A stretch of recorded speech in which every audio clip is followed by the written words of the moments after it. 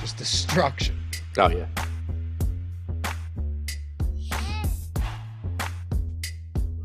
Yeah, what's going on, everybody? Welcome to the Awesemo.com NBA Deeper Dive, presented by Yahoo Daily Fantasy Sports. I'm Dave Loughran, at Loughy_D on the social medias, joined by Adam Scherer at Ship My Money DFS, breaking down a 7-gamer with you today. And hey, it's a good day to be alive, man. It was 59 degrees here in southeast Pennsylvania. That explains why I'm not cold. Oh, you haven't been outside today? No. Oh, okay. Yeah, I've been outside a couple of times. Beautiful day, sunny, little brisk breeze. Yeah, I mean there. it's nice. It's nice looking outside. I just assumed it was still cold though. You need to get a dog. That's what you need. You need a dog. That would be miserable. I mean, I like dogs, but I can't handle that kind of responsibility. It's not much responsibility. Yeah, I'm still trying to like take care of myself. Oh yeah. I can't take care of myself, admittedly. Like it impresses me that you live alone in an apartment with no help. And like still eat. I'm useless. I mean, but to be fair, when was the last time you've eaten something that wasn't ordered or delivered to your house or picked up from the pub downstairs? Yeah, I mean, I go through stretches where I'll cook, but like by cooking, I mean like air frying salmon or wings or something. How often do you clean your apartment, or do you hire someone? Clean meaning pick up or clean? No, not tidy up, right? Not like pick up clothes and maybe some wrappers on the ground, but like dust and vacuum. Once a year. I mean, here's a good one. How often do you change your sheets? 3 times a year. That's not true. No, it's not, but Okay. Not very often. That's a good thing about being married, though. Like there are many perks do come with it, right? Like every week, fresh sheets on the bed. If it were me, you wait till they start to smell a little bit. Yeah, it's pretty much like I change them if I happen to think about it. If I like spill something on them, if like a girl sleeps over, like other than that, I just don't think about it. In the end, we are slobs, not just you and me, but men in general, for the most part. Yeah. Right? We're Neanderthals. Anyway, we're happy to have you guys with us. I don't know where that came from, but I wanted to get inside the head of Adam Scherer. I really did. Before a girl comes over, you definitely clean up, right? Like if Yeah. something's So going on. Yeah, I mean, if I know somebody's coming over, then you get the cleaning before and after. But if it's just like went to the bar. How dirty are these girls that you're cleaning the house up afterwards? I don't know. I'm weird about like other people sleeping in my bed. Really? Yeah. Oh, you're just talking bad. Okay. You're not like taking the feather duster to everything. No. I was talking about sheets. Gotcha. All right. Let's do this. Let's do this again. Happy to have you guys with us. Hit that thumbs up if you haven't done so yet. Got almost 900 people watching here out of the gate. Happy Friday too. Hopefully everyone has a good weekend. We got 7 games to talk about today. Live before lock with Greg and Eric coming up next. Let's get to 200 likes out of the gate. I think that's very attainable here. And if you haven't subscribed to the channel, hit that subscribe button. And if you want to join, hit that join down below. You don't want to, that's cool too. But you want to join the Awesemo team, get the custom emojis, the free super chats each month, the badges. See those sweet badges in there? Yeah. And all that other good stuff, like prioritizing your comments and questions along with our Discord members. We got you. Join the team. All right, boom. We're getting up over 200 out of the gate. Appreciate you guys. First question, as always, Adam, and then we'll dive into this. When it comes down to it, yesterday was crazy with just a lot of players being out. Today, I won't say it's crazy, but there are still a lot of teams where they've made transactions, new acquisitions, and most of them aren't playing. I don't know if any of them are playing that are significant that have joined these new squads that are on tonight's slate. So how are we approaching this just from an overall roster construction standpoint? Yeah, I mean, I think right now, at least, it looks pretty wide open because there's going to be at least some value to where, you can pay up for what you want. And you have Jokic, you have Embiid at the top, but you also have a very, very strong, I guess, like upper mid-range where you have DeJounte Murray, Trae Young, LaMelo Ball, all 3 of the Chicago guys, Karl Anthony Towns. So there's a lot of, very good, at least relatively expensive plays. There is some good value, but at least as of right now, and this obviously could change, but as of right now, we don't have a Washington type team where there's nothing you can do except jam those guys into your lineups. So it doesn't force you into that construction quite as much, but there is still enough value that you can pick and choose from to get to, the more expensive guys. Nelson Resta said, Loughy, bro, that was a wild comment. I'm not sure what comment he's referring to, but he clearly didn't watch the end of yesterday's show. Or definitely not. Somebody said if I can't handle a dog, I would rage kill a human baby, and I have no argument against that. I couldn't do it. It's funny when I have an 11 and a half month old daughter. Love her more than anything in the world. You'd never do anything, or you'd kill someone if they did. But when I was in the hospital, right after she was born, they're telling you about like shaken baby syndrome, right? And I'm like, why would I ever shake her? A week into it, I'm like, I see why they do that. You know what I mean? No, like, just giving you a heads up that you're going to have the urge and you should not do that. It's crazy. Well, when you don't sleep for weeks on end, you're like, okay, good call on that. Glad I listened. Not to say you'd ever do it, but yeah, you're like, what can I do to shut him up? It's not easy. Ready to talk some basketball? Yep. Charlotte and Detroit Pistons at home, 7-point dogs. No surprise there. Charlotte, 226-point total here. We know Hayward's out for a while. I think he's got like ligament damage, and it's kind of standard with that guy. It's very unfortunate, but he's been out quite a bit. Cody Martin out as well. What do we want to do with Charlotte? The other day, it sucked because you kind of got funneled into playing them because their prices were all so cheap on DraftKings, even though you didn't really feel great about it. Now it's not that much different. Like Oubre's sub 6K still. LaMelo Ball's pulling ownership. So is Terry Rozier. They're priced up a little bit from where they were, but all of them are still relatively popular for similar reasons. And of course, a really good matchup against a bad Pistons team. Yeah, I mean, they're a little bit more expensive. There's a couple things that make them look a little bit less appealing today than last game. For one, they are a little bit more expensive for the most part. For two, we saw the rotation last game where they did actually use Nick Richards and Ish Smith. So kind of had an extra half a player at least in there compared to what we'd seen them do the game before. So now instead of saying, man, I think like Bridges could play 40 plus, I have him at like 38 minutes instead, So they still look good. I think LaMelo is clearly the priority here. 9K for him is just an insane price tag. He's a 1.4 fantasy point per minute guy. He should play north of 36 minutes. Good matchup, like you said. Bridges, Rozier, Oubre all look good. Not quite as good as LaMelo, but all probably a little bit underpriced, assuming that Oubre remains in the starting lineup. The front court is interesting because as of now, at least, Montrezl Harrell is expected to play for Charlotte tonight. So my assumption is that you're going to get 48 minutes at center, split between Plumlee and Harrell. Something like, 26 to Plumlee, 22 for Harrell, along those lines, which means that PJ Washington plays more at the 4. So one of two things can happen there. Washington can still play like 30 minutes and Miles Bridges plays more at the 3. James Bouknight doesn't play that much. That's one thing that could happen. You could also just get, fewer minutes for Washington. But the other thing to note is that if you look at PJ Washington's numbers this year with Mason Plumlee on the floor, his rebounding rate goes down. His usage goes down. His assist percentage goes down. Obviously getting minutes not at center are less productive. So Washington becomes really risky here. He certainly could still get there. He's pretty cheap. And if he plays 30 minutes, he could be fine. But I do think doing anything with the front court pieces, excluding Miles Bridges, so doing anything with Plumlee or Washington is pretty risky because we don't know exactly how they're going to use Montrezl Harrell.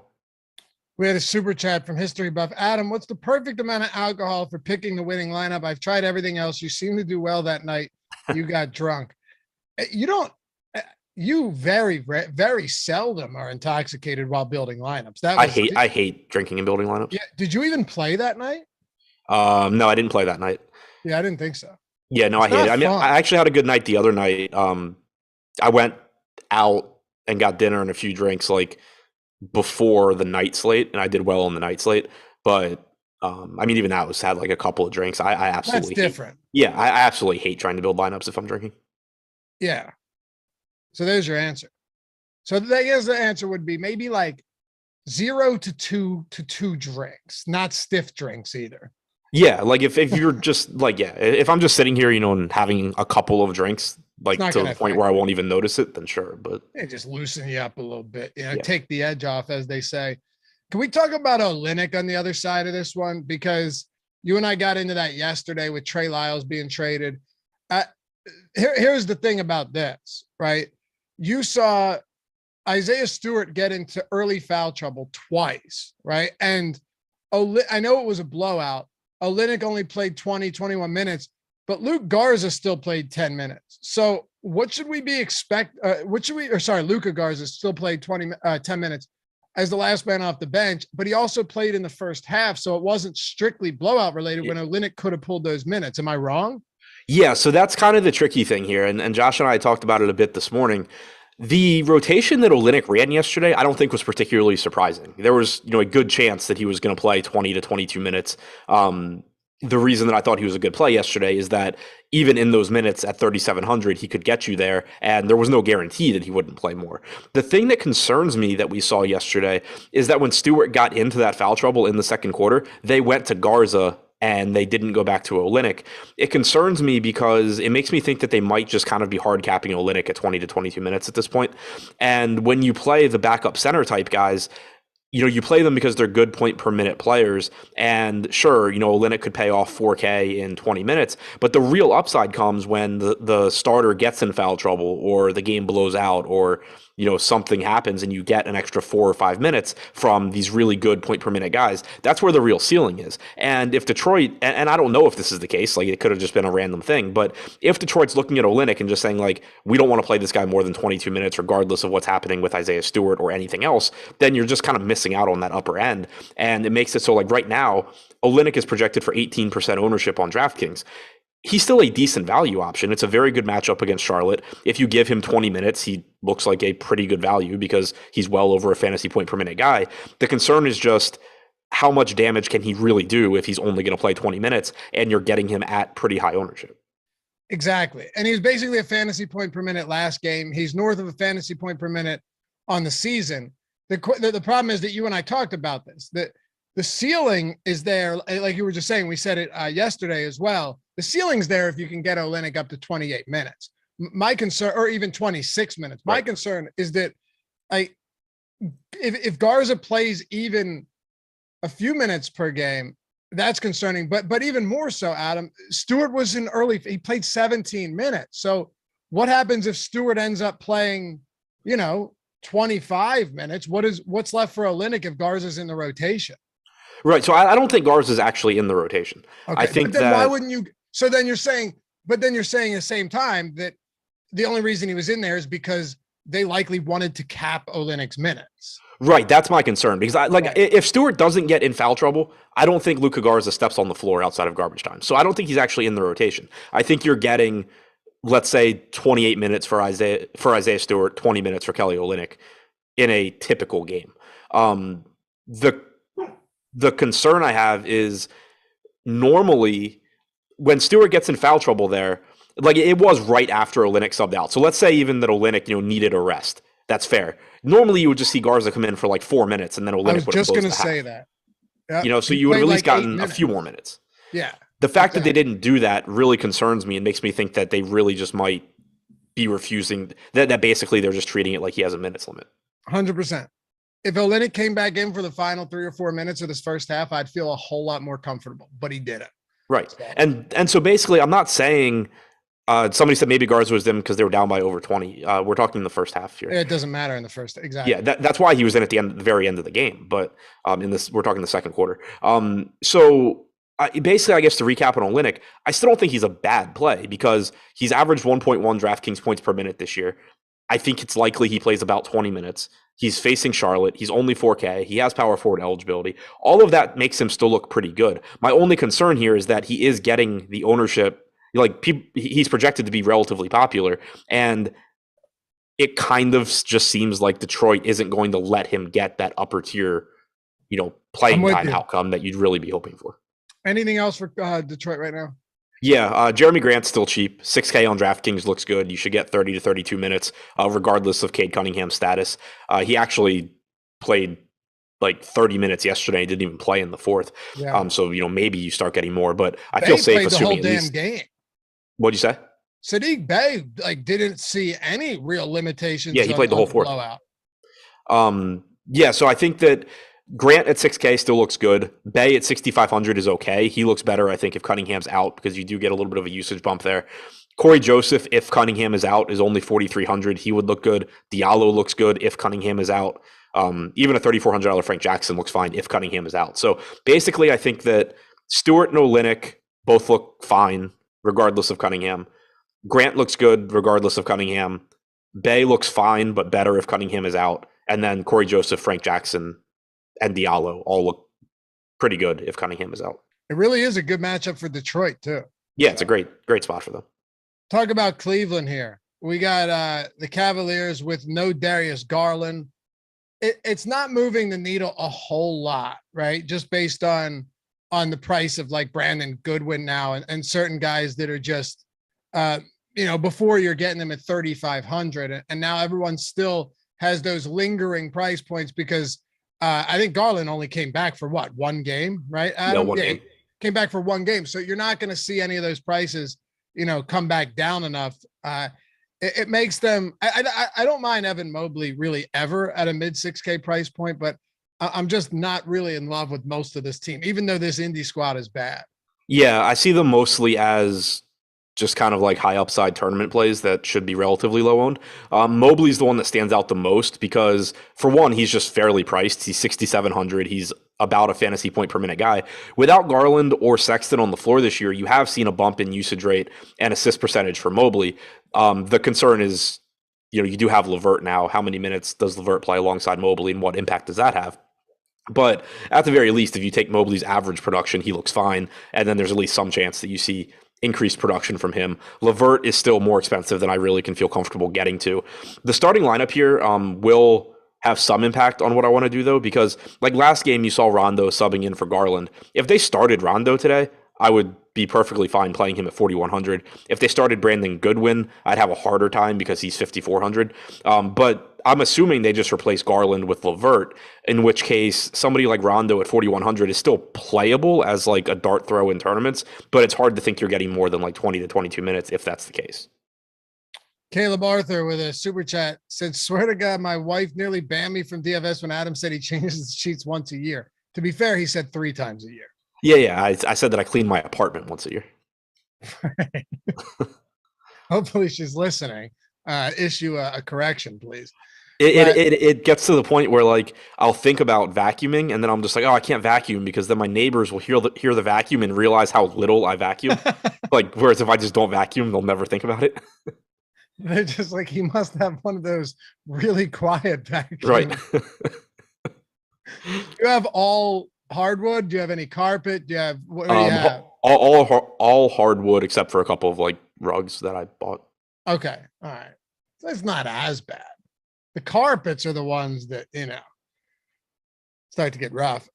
Okay. Yeah. So I want to talk about Indy, by the way. Almost at 300 likes.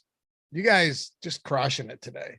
So Indy has some question marks. Again, Malcolm Brogdon, Isaiah Jackson, Terry Taylor.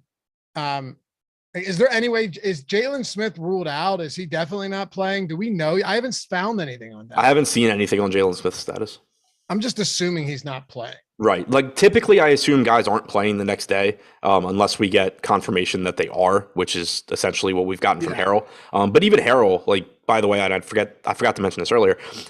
Even Harrell isn't like officially in yet. The Hornets basically just said that they expect the physicals to be done in time for him to play. Okay. And you got to be careful too, because a lot of these guys still aren't in the player pool. Like, are any of them really? I know Harrell's not. I think the only ones are from Wednesday, nothing from Thursday. So at least I haven't seen anything. But anyway, how are you approaching this with, again, 2 bigs being questionable, but Batadze's been back and you have that, and O'Shea Brissett's been back as well. So it's a little bit less of a shit show than it was the last couple of times we got into this. So this is still, I think, the most difficult team to talk about right now because we just have no idea what it's going to look like. I think kind of the easiest way to approach it is to look at the backcourt and look at the front court. Starting with the front court, you have Isaiah Jackson questionable, you have Terry Taylor questionable, you have Tristan Thompson, who We know that trade has gone through. We don't know for sure if the Pacers are ever going to put him on the floor, or if they're just going to buy him out, but they haven't yet. And so for now, I'm assuming that if Taylor and Jackson are out, that Thompson is at least stepping on the floor. But Goga Bitadze is 4,700. He played about 30 minutes last game in his start without the other guys. So if he starts, I assume you're getting around 30 minutes from him. Taylor was in that game. Sorry, Jackson was not. But if he starts, I assume you're getting around 30 minutes from him. If Jackson is in and Taylor is in, it makes it, riskier. Maybe he plays like 26 minutes. But if he's starting, I think Goga at 4,700 is a pretty good value. If those guys are out, he becomes even safer. Brogdon is the other big piece, because if he's in, not only is he taking at least some number of minutes away from guys, but he's taking production away from Halliburton and Duarte and probably Hield. If he's out, Halliburton at 8,400 on DraftKings, I think is still pretty tough to get to in this spot. 7,600 on FanDuel looks a little bit better. Where I'm really interested, though, is Buddy Hield at 4,700 on FanDuel, 5,100 on DraftKings, because with Hield, he's still priced for Sacramento, basically, where he's playing typically like 25, 26 minutes. He's averaging 0.9 DraftKings points per minute. Even if he did that at 5,100 or 4,700, he'd be fine. But there's enough uncertainty here. There's certainly a chance that you get 30 plus minutes from Hield and that he just comes out chucking, especially if Brogdon's out, because outside of Halliburton. We just got the news. Brogdon is out. Isaiah Jackson is in. Terry Taylor is out, and Jalen Smith is available. All right. Good timing on that.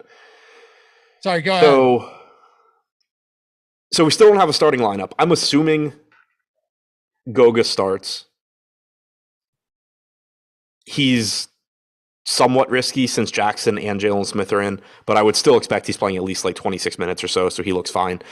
Halliburton looks as good as he can here. Again, I think he looks better on FanDuel than DraftKings. Buddy Hield's really interested in me because there's nobody really to compete with him for usage outside of Tyrese Halliburton, like Duarte to some extent, Lance Stevenson to some extent, but Hield, I think, could just get more shot volume here than he typically was with Sacramento. So he's interesting to me at those price tags. Brissett at 3,700 is an okay value, but he's hurt, I think, by Taylor and Jalen Smith being active. So basically, the way I see it right now, I'm most interested in Bitadze and Buddy Hield. Who do you said a couple guys you think start. What do you think the full starting lineup is tonight? Like, do you definitely start Hield as well? I don't think they have to. I think it's likely. The bench is going to look ugly. I guess it doesn't matter, but it's going to look bad if they. What's up? Yeah, but like you have Lance Stevenson that can. Yeah, I guess it doesn't matter. I mean, it's not like right, but no. I mean, I think it's still possible that you get like Hield off the bench for that reason, and that they go like Halliburton, Duarte. Or like Halliburton, Washington, Duarte, Brissett, Bitadze or something. Right. But my guess would be that it's Halliburton, Hield, Duarte, Brissett, Bitadze. Okay. But again, like I have that's basically just guessing. One way or the other, I'm interested in Hield at that price. Even if he's coming off the bench, I think there's a good chance he's closing. And then Goga, assuming he's starting, I'm interested in. Last question here. Do you think Halliburton's situation is any different tonight than it's been recently in Sacramento, given that De'Aaron Fox missed like 10 games? You know what I mean? Yeah, I think it's pretty similar. The matchup sucks is the biggest issue. Yeah. All right. Let's talk about OKC and Philly. Before we do, though, shout out to and move that sidebar, Tyler. Let's go, baby. All good, man. Check out Yahoo Daily Fantasy Sports if you want to get a free month of Awesemo Plus Platinum. It's that simple, $90 value. Every tool we have on the site. You know how it works. Most of you guys have done it already. You got to be a new user. I get these DMs all the time. I can't even respond to them anymore because it's like, well, I signed up at Yahoo, but I never deposited, or I signed up and I deposited, but I never played. Got to be a new user. It's that simple, right? I mean, otherwise, what are we doing here? And you got to sign up, deposit for the first time. You'll get $10 free play money that they'll give you as well. You can enter the $1 million single game baller for the Super Bowl. Huge payouts for that. You got the $50K NBA baller tonight. You have a free roll too, sponsored by us here at Awesemo, where $1,000 up top plus a $1,000 free or $1,000 Awesemo Plus Platinum annual pass. So the entire year. So get in on that. and take advantage of all the tools we have for Yahoo, completely free for the month. All you have to do is sign up, but you got to use the link in the description or the one that Tyler has already or is going to put in the chat right now. It's that simple. And if you want to get we just make this so easy. It's a win-win. You want to get the process expedited and get in as quick as you can, email us at support@awesemo.com, and we'll do our best to speed that up so we can get you in, get you that free month of Awesemo, get you on our premium Discord and our office hours channel, all of that stuff. And you can head over there and play at Yahoo, where another thing, the payout structures there are just better than you're going to find anywhere else. So check it out. Yahoo Daily Fantasy Sports, sponsor the Deeper Dive. Use that link, get your free month, get the $10 into your account and everything else that comes along with it. All you got to do is sign up, deposit, and enter one paid contest, and you're in. All right, let's go to. I wanted to say one other thing about Hield, because I just know chat's been talking about him. I don't think he's safe at all. Like, we have no idea what he's going to do or look like or how much he's going to play or whatever in his first game here, and the matchup is bad. But the uncertainty is actually why I'm interested in him in tournaments. Like, right now, we don't have him projected for a lot of ownership. Because people are just typically not going to be very comfortable going to somebody like that. But it can play out one of two ways, really. Like, if you get to Hield at 4% owned at these cheap price tags, he can suck and you don't win tournaments with the lineups that have him. You're probably not going to win tournaments anyway. Or he can play more minutes than people are expecting. He can just be, they say, go for it, just shoot, every time you touch the ball, basically. Let's say he plays 32 minutes, he gets up a ton of shots. Next slate, everybody's going to be looking to Hield because he's underpriced for his new role in Indiana, and we now have seen what that role is. Meanwhile, if you just took the risk on him now at a cheap price tag, you probably had some pretty good lineups tonight. So it's when you get someone this cheap, it's typically difficult to find someone at this price range that has enough volatility to be really good, like potentially has enough offensive opportunities to be really good, and isn't getting a ton of ownership, because typically, if they have those opportunities at this price tag, they're really popular. Kind of embracing the volatility here in a way. Yeah, exactly. For sure. I get it. Okay, let's talk about, and we just got some Philly news too. So that's good as we move over to OKC and Philly. We'll touch on the Thunder first, and then we'll get to Philly. Tyrese Maxey is available, and Shake Milton making his return. He's been out for quite some time. And James Harden is going to be out at least 2 games. Maybe that hammy was actually something. Who knows? Talk to me about Joel Embiid here. And again, normally we don't talk a whole lot about blowouts, but I have to at least approach this situation with you because Joel Embiid is the type of player that if Doc Rivers can rest him in the fourth, he absolutely will. And it's not like he's 10,500 anymore. Joel Embiid is one of the highest priced players every single night he's on the slate. So is that something you're factoring in here when you have Jokic and when you have, some other good 10 and 9K players on the slate? I mean, factoring into the extent that, like, I'll probably give him 32 minutes instead of 34. Because he could go for 65 in 3/4. We've seen right. Like, you don't want to get too crazy with it, because if Philadelphia, we talk about it all the time. If Philadelphia can win this game by 13, which is what the spread is last I checked, and Embiid play basically the entire game. Like, if it's just 13 points start to finish, Embiid's playing the whole game. If this is a game that's just over after 3/4, there's a very, very good chance that Embiid's the reason why, because the alternatives are essentially Harris, Maxey. Like, it's pretty unlikely that Matisse Thybulle or Danny Green or something are like blowing out Oklahoma City. So I agree. Yeah. And then also when you think about this Oklahoma City team, like, holy shit, who is slowing down Joel Embiid? You have a front court of, Favors, Roby, Pogashevsky, Baisley. If they double him, he's just going to pick up 1 million assists. So I still love Embiid here, even though, there is the chance that he scores 60 through 3, but never comes back. So I think at this point, the fact that if this game does stay close, it's at 14 now, but if this game does stay close, you're probably going to want a lot of Joel Embiid. I mean, he and a lot of good players do this, right? But Joel Embiid, when he goes up against a soft front court, he already has, what's his usage? Remember we talked about it last week. His usage was like 40% over the last month. It's still somewhere around that. He's just firing. I think it's higher than that. You think so? Yeah, I'm pulling it up now, but I basically, like, I've been averaging out his season-long rate and his, like, last 30-day rate, and that normally gets to 40. Over the last month, he's at 42.4%. My God. What's his per 1.79 minute? DraftKings points per minute. And the crazy thing, and we've mentioned this a lot, it's not just the usage rate. The assist percentage is at 28.3%. Normally, when someone's usage goes up, their assist percentage goes down. Just obviously, that's how it typically is going to work. This just basically says that even more so than normal, the ball is just ending up in Embiid's hands like every possession. What's his per minute production? 1.79 DraftKings points per minute. Okay. Yeah. Yeah, it's nuts. It's stupid. So I went Philly first accidentally, but we're good. Whatever. With when it comes to, we'll just close it out with Philly. You do have Maxey, you have Milton back. I don't know how much of a difference that really makes, but it is worth talking about the fact that you have no Seth Curry anymore. And who do you think Bassey just gets all the backup center run here? I was kind of just thinking about that. I was going to ask you that when you brought up the Embiid like blowout thing, because not that you're not playing Bassey for blowout run, but if Bassey does get all the backup center minutes at 3K flat, like 16, if you assume that like his projection is 15 or 16 minutes, it wouldn't take that much more for him to actually be interesting. They could go to Harris, but I don't think. I mean, typically in the past, we've seen Bassey basically just be the backup when Drummond is out. I think he will be.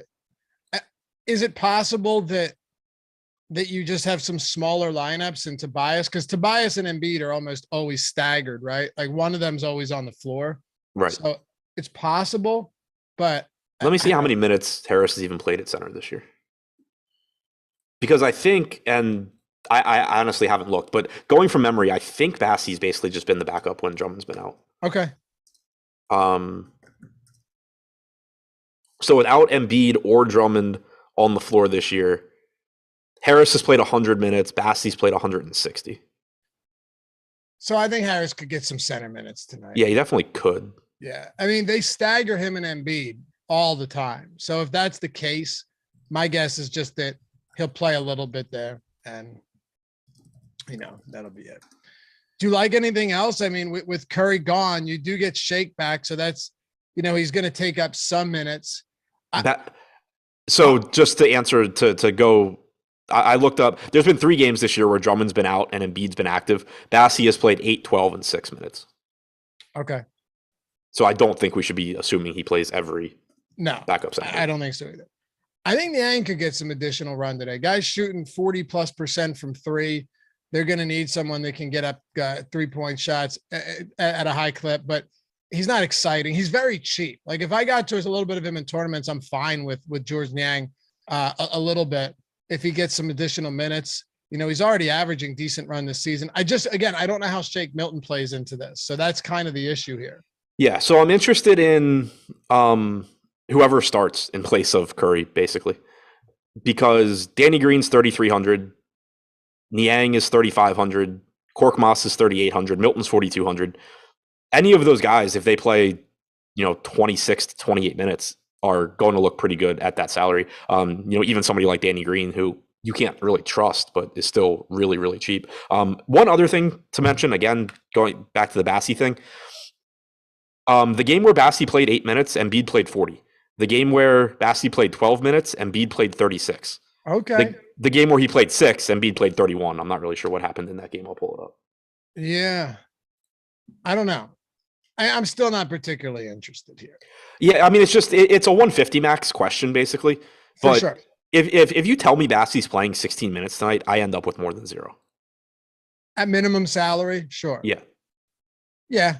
Look, we say it every time. The center position is just like the best value position you're going to get in terms of being able to collect easy peripherals and putbacks and such. So maybe he could. 16 does seem like a stretch to me, but we'll see. Yeah, let me see what happened. So the if one game where blows out though, and it's definitely possible, you could easily get to 16. That's the question. Right. The game where they did not combine for 48, they split the minutes. They combined for 24 minutes in the first half. Bassey did not play in the second half. They went to Paul Reed. Really? Yeah. Okay. Is there anything else you want to break down for the rest of this Sixers team? So I mean, Harris looks fine. I mentioned him in my tournaments play video for FanDuel. Not that I think he's a great play. He's overpriced at 8,500, but he's not projected for much ownership.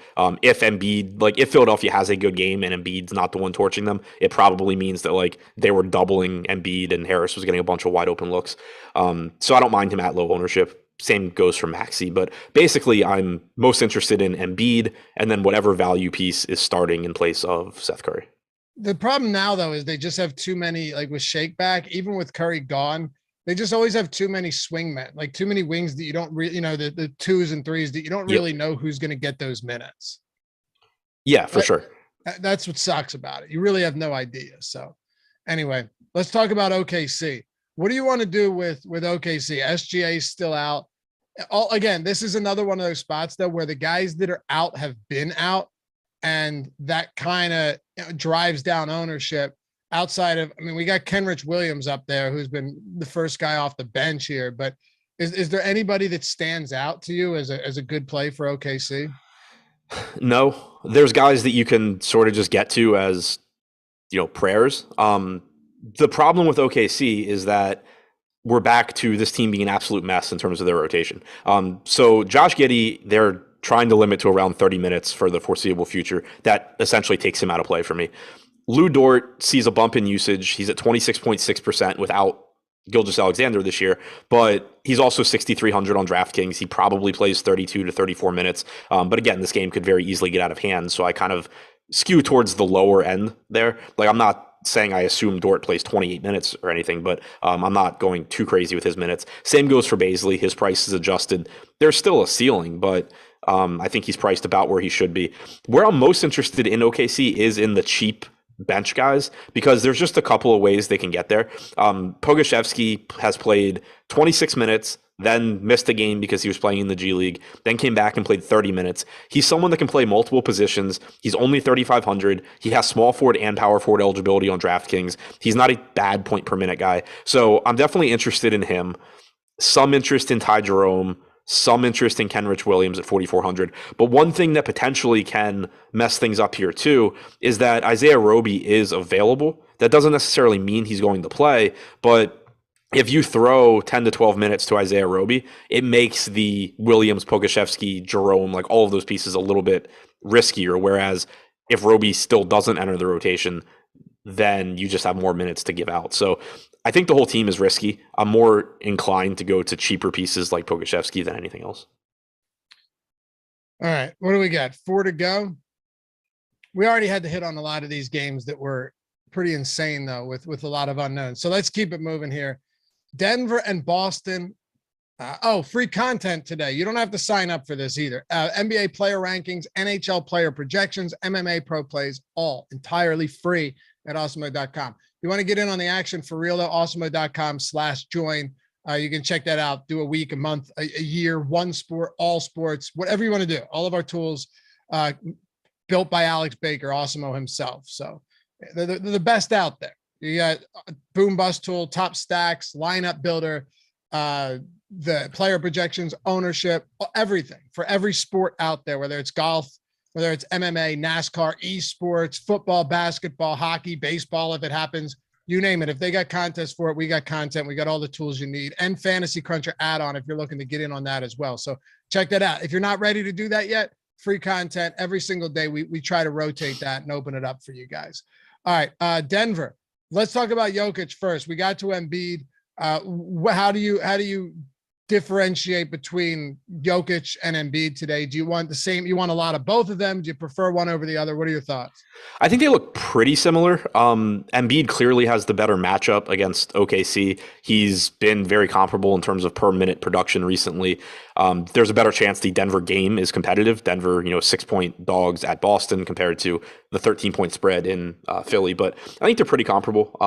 I would pay attention to ownership between them. I don't think there should be a massive gap. I think that I would lean Embiid first just because he is a little bit cheaper. But right now we have 20% going to Embiid. We have 6% going to Jokic. I prefer Embiid. I don't prefer Embiid at 4-1. So it's just a situation where I'm still going to have Embiid in a lot of lineups because he's going to look really good and he's a little bit cheaper, easier to get to. But in lineups where I'm trying to save some ownership, you're not losing anything ceiling wise by going to Jokic over Embiid. Okay. Which I realized I said last night about Giannis and Luka, and that was brutal. But same kind of thing here. Yeah, I mean, it kind of just is. Sometimes that happens when you've got two stellar players. Is Jokic really going to be around 6% though? I mean, I could see it because you have he's more expensive than Embiid, but then you also have Murray, Young, Ball, Vooch, DeRozan. Like these are all and Towns. I mean, these are all guys that are around like 10K. They're going to be pulling ownership. That's not even mentioning the guys a little bit cheaper than that. I think it's a slate where I don't know if it'll be 6%, but like if Jokic is 8-10%, something like that, I wouldn't be surprised at all. Clowning, what's up, bro? With a super chat said, what's up, fellas? Been out for the last 5 days. Missed your voices. Not gonna read that part. Who is the top play tonight? Who's the top play tonight, Adam? Could be value too. Could be anybody. Yeah. I mean, I think it's LaMelo. Okay. Really? Okay. Yeah. I don't think so. I don't think that there's one, at least right now. I don't think there's like a Howell Neto type, going to be 75% owned and deserve it kind of thing. But I would say that there's not, right now at least, there's not like a clear cut great value option, I don't think, like in the Neto sense. And whenever you're talking about somebody at 9K, there's always alternatives. But I think LaMelo at 9K is the top guy right now. All right. Not that far ahead though of guys like Young, Murray, whoever.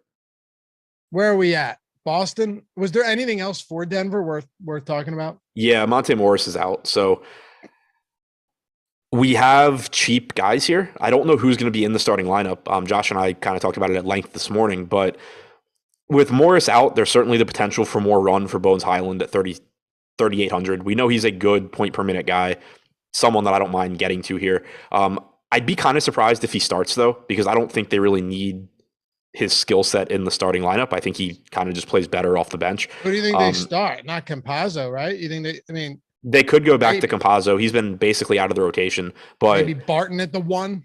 Right. That's the thing is you have Jokic as, the number one playmaker anyway. Barton can handle the ball. Right. They don't have to even go to a point guard. They can They've done that before. Right. They can go Forbes. They can go Reed. They can go Rivers. Any of those guys can basically spot start. They could just go back to Campazzo and say, look, we don't need another high usage guy in the starting lineup with Jokic and with Barton.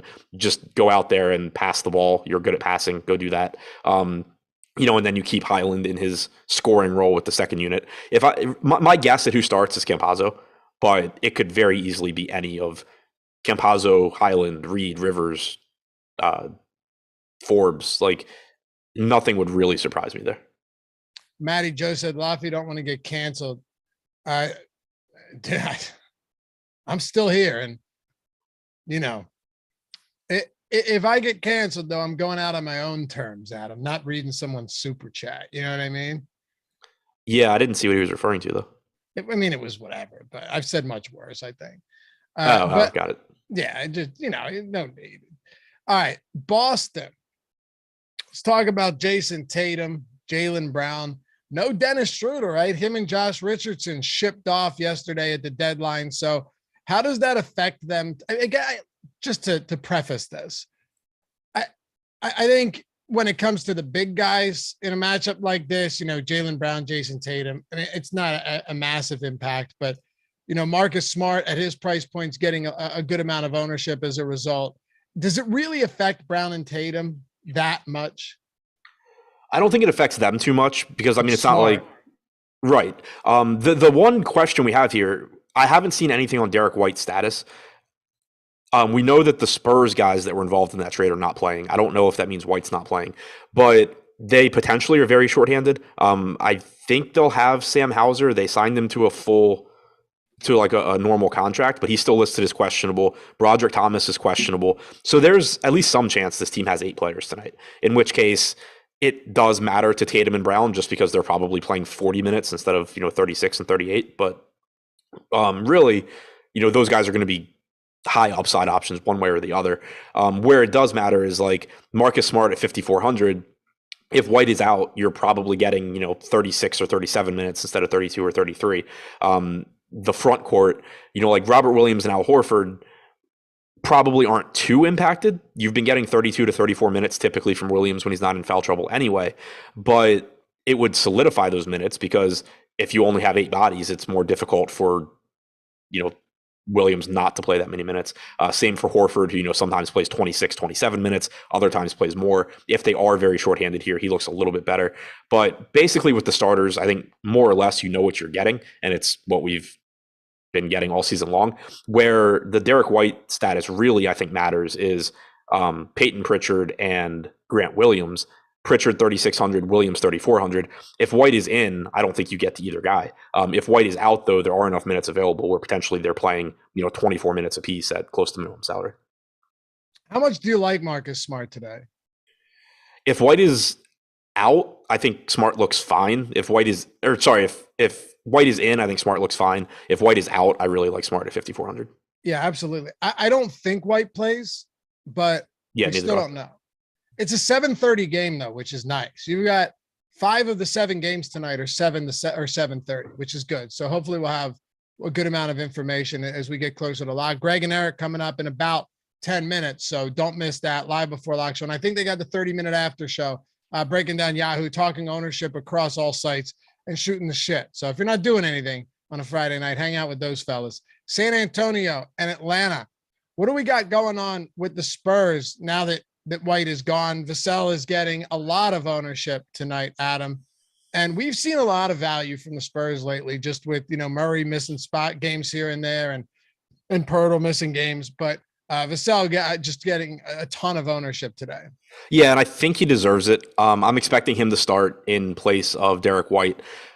I think you're probably getting around 30 minutes from Vassell. Could, get more, but 30 is a pretty reasonable estimate, I think. He's only 4K for the season. He's averaged 0.89 DraftKings points per minute. And actually, if you so for the season, he has an 18.6% usage rate. If you put DeJounte Murray on the floor, he still has an 18.6% usage rate. So it's nice, he hasn't just completely disappeared in terms of his production when he's played alongside Murray. He just looks like, I think, one of the better point per dollar, cheap value options. One thing that is really interesting, though, is that Vassell's getting 42% ownership right now on DraftKings. Lonnie Walker is getting 7 at 4,200.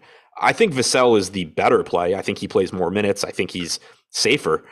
I don't think there's a huge gap. Like I have like a 3-point difference in projection between Vassell and Walker. I think Walker probably plays like 24 to 26. At that ownership gap, I'm definitely taking some shots at Lonnie Walker here as an alternative to Devin Vassell. Yeah, I get that entirely. Vassell 0.9 DraftKings points per minute this year alongside Murray. It's really not bad at his price point. I mean, you'll take that any day of the week. Honestly, Adam, I thought it would be lower than 0.9, but it's not. Yeah, I was really surprised. I thought that there would be a pretty good chance that you saw Vassell drop off, but he hasn't at all. No, 19% usage. I can live with that. 5% assist rate's not exactly spectacular, but when Murray's got a 43% assist rate, that's going to happen. For the rest of the Spurs, though, obviously Vassell, and you mentioned Lonnie Walker. I think that's a great call if Vassell's really going to be 42%. How about DeJounte Murray? Did you touch on him yet? I was trying to. No, I didn't. I think he's one of the best. About that. He's been a stud, man. I think he's one of the best plays on the slate. He's been fantastic this year, regardless of who he's playing with. But with Derek White on the floor this year, he's averaged 1.27 DraftKings points per minute. Without Derek White on the floor, he's at 1.55 DraftKings points per minute. He has about a 28.5% usage rate without him on the floor. He has a 44.2% assist percentage. He's played a few entire games where White has been out. His usage rate in those games is actually even higher than it is for the total season. It's up over like 31%, and his assist percentage is at 46%. So I'm pretty comfortable with the rates. It's 718 total minutes this year without White on the floor. I'm pretty comfortable with those rates, given that in the games where he played an entire game without them, it was even better. So I absolutely love DeJounte Murray. This game has a 233 total as well. Yeah, Spurs are 8-point dogs while having a 113 implied total. That's pretty impressive. Yeah, that's good stuff right there. This game stays competitive, and we're in business. So let's go to Atlanta here, cruise through some of these spots. But the Hawks, Trae Young. We have, this is one of those odd slates where not all of them, but a lot of, and this is what I was referring to earlier, Adam, when I was talking about Embiid and Jokic. This is one of those slates where a lot of the 9K guys as well, even when you have an Embiid and Jokic on the slate and the DeJounte Murray, like Tatum and Trae Young being one, a lot of them and LaMelo are all getting like 20+% ownership tonight.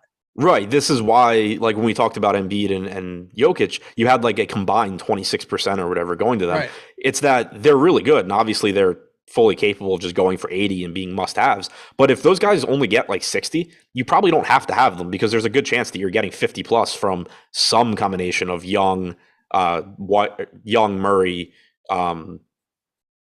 somebody I already forgot. Oh, LaMelo, guys on Minnesota potentially, guys on Chicago potentially. Kate Cunningham's in. Go ahead. Okay, cool. That actually takes some value away. So yeah, I think Trae Young's another just really, really good option here. You're probably getting 35, 36 minutes. He's averaged about 1.4 DraftKings points per minute when he's played with John Collins this year. 35% usage rate, 45% assist percentage, fast-paced game, 121 implied total for Atlanta. Just a really good spot to get to.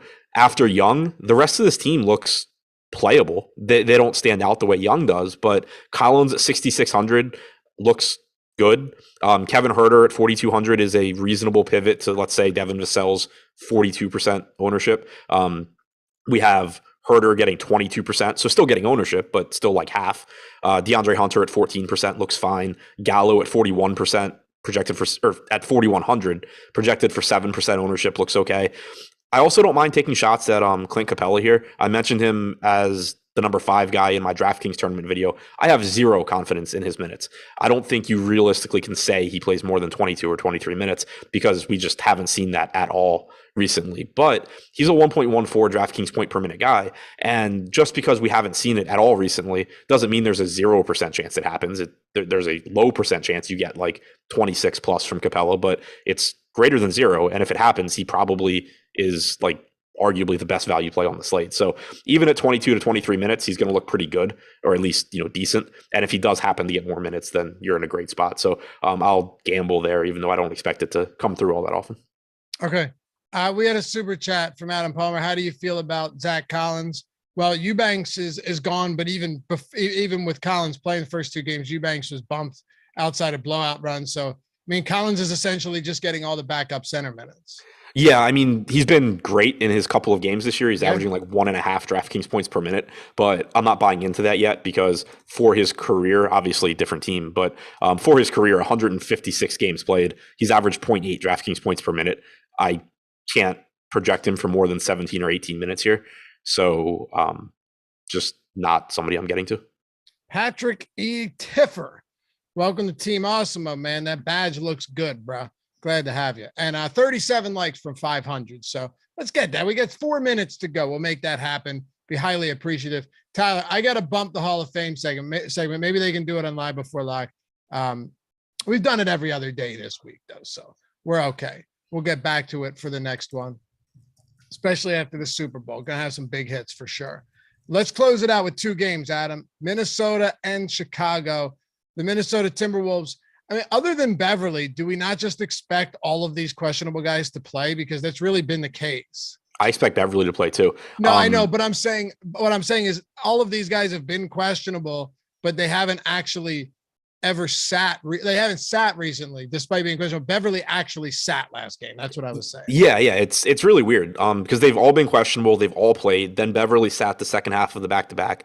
Everyone else played. Anthony Edwards has admitted his knee is bothering him. But when asked if he thought he should rest it, he said that Karl Anthony Towns wouldn't allow him to. So I don't think that he plans on sitting out. I'm assuming all these guys are in. It's easy enough to fix if they're not. Like if Beverly is out, Russell's assist numbers go up. If Edwards is out, usage goes up for Towns and Russell. If more than one of the guards are out, then you start getting to McLaughlin and potentially Noel. But I'm assuming they're all in for now, in which case D'Angelo Russell's the top guy for me at 7,400. He played 36 minutes last game, which is really good to see because we kind of seen like him be quasi-limited recently. But physically, if he can play 36 minutes, that looks good. Towns, I think, looks like another of those, close to 10K guys that are just very strong options. Beverly's a decent value. Edwards is probably the most difficult to get to out of those 4, but it also makes me like him in tournaments because we know that even though he's risky at this salary, we know that the good Anthony Edwards games are tournament winning games. So still interested there. Yeah, just all 5 of Minnesota starters I think are reasonable. I would say Russell 1, Towns 2, Beverly 3, Edwards 4, Vanderbilt 5. All right. And by the way, if you were in the Hall of Fame and you were waiting for that segment, I'll make sure that whoever was in it, Tyler, can we make sure that whoever was in this that we didn't do today, we'll keep it through Monday. Everybody else that we've done throughout the week, we can push. It doesn't matter, but I try and give the people what they want. All right. You want to talk Chicago then? Yeah. Go ahead. So the Sunmu is the piece that we're still waiting on. He's questionable. Vooch is probable. What'd you say? I said Vooch is probable. The Sunmu is questionable. Okay, yeah. The Sunmu, basically, the impact there is Kobe White. Kobe White's probably playing 28 to 30 minutes if the Sunmu is in. He's probably playing 36 to 38 if the Sunmu is out. So if the Sunmu's in, Kobe White is just kind of a mediocre value play. If he's out, White looks like a very strong value because you can expect him to play a ton. But Levine, Vooch, DeRozan, all just strong, high upside tournament pieces. I don't think they stand out in the sense that, like, I would rather play LaMelo, I'd rather play Trae Young, I'd rather play DeJounte Murray, but I think that's the consensus across the board too. And you're certainly still getting massive upside from these 3. So if you have, popular plays elsewhere in your lineup and you don't want to take on LaMelo Ball's ownership or, Trae Young's ownership or whatever, feel free to go to Zach LaVine or DeMar DeRozan or Vooch. Those guys all still give you massive upside. You see the total in this game? Yeah, very, very high. Monstrous. Yeah, it's weird that, like, there isn't, like, there's a lot of very good plays from this game, but in the context of, like, the entire slate, you don't have, like, the top plays, I don't think. Yeah, I know. It's where it's with a game of this total, it's kind of odd that having lineups that have, maybe 2 from each side of this, normally that would be almost chalky. It would be a contrarian play to have lineups where you've got, like, multiple from each side in a 241 total game, just based on the ownership. Almost everyone's in single digits. The highest owned guy on DraftKings right now from this game is DeRozan at 13%. But I think it makes sense. It's obvious why. Like, that San Antonio game, the total's not that much lower, and you have, Young and Murray. You have LaMelo with a ridiculous price tag, and, like, that game has a 227 total, but Charlotte's implied total isn't much lower than Minnesota or Chicago. It's only a few points. So, like, I get why the ownership isn't quite as high as you would expect, but it also makes me not afraid to target this game if I need to save a little bit of ownership off guys that I do like a little bit more. Yeah, we had a question from a premium Discord member, Cream. So would you guys take Cat since he's solo? He's not solo on, but yeah, absolutely. The only thing is, like, you have a lot of other players in that price range, but Cat could smash this matchup for sure. Yeah, and there's always a lot of opportunity cost at center, and there still is tonight. Like, you have Embiid and Jokic, but there's not as much mid-range center upside, and that's what a lot of times keeps you from getting the guys like Cat or Vooch, is that you can get some 6K guy that is likely to go nuts. You don't have quite as much of that on this slate. For sure. Hey, thanks, Emac. Appreciate you, man. Bones Highland starting, so I was completely wrong there, and he looks like a very good value. Okay. And Emac, I pay back that compliment, telling everybody, check out Emac's Building Blocks article every day of the week. Every single day of the week, this man puts that article out for free for your viewing pleasure over at Awesemo.com. You should really check that out. History buff asks with a super chat, amount of players reasonable for a 20 crunch. We get this question all the time, but I mean, there's not really a good answer to that. Yeah, I couldn't even, like, give you a ballpark because I've never even looked at it. But that's the answer within the question. Like, that's the answer right there, right? Like, you're giving him an answer. It's just you're not worried about it. Yeah.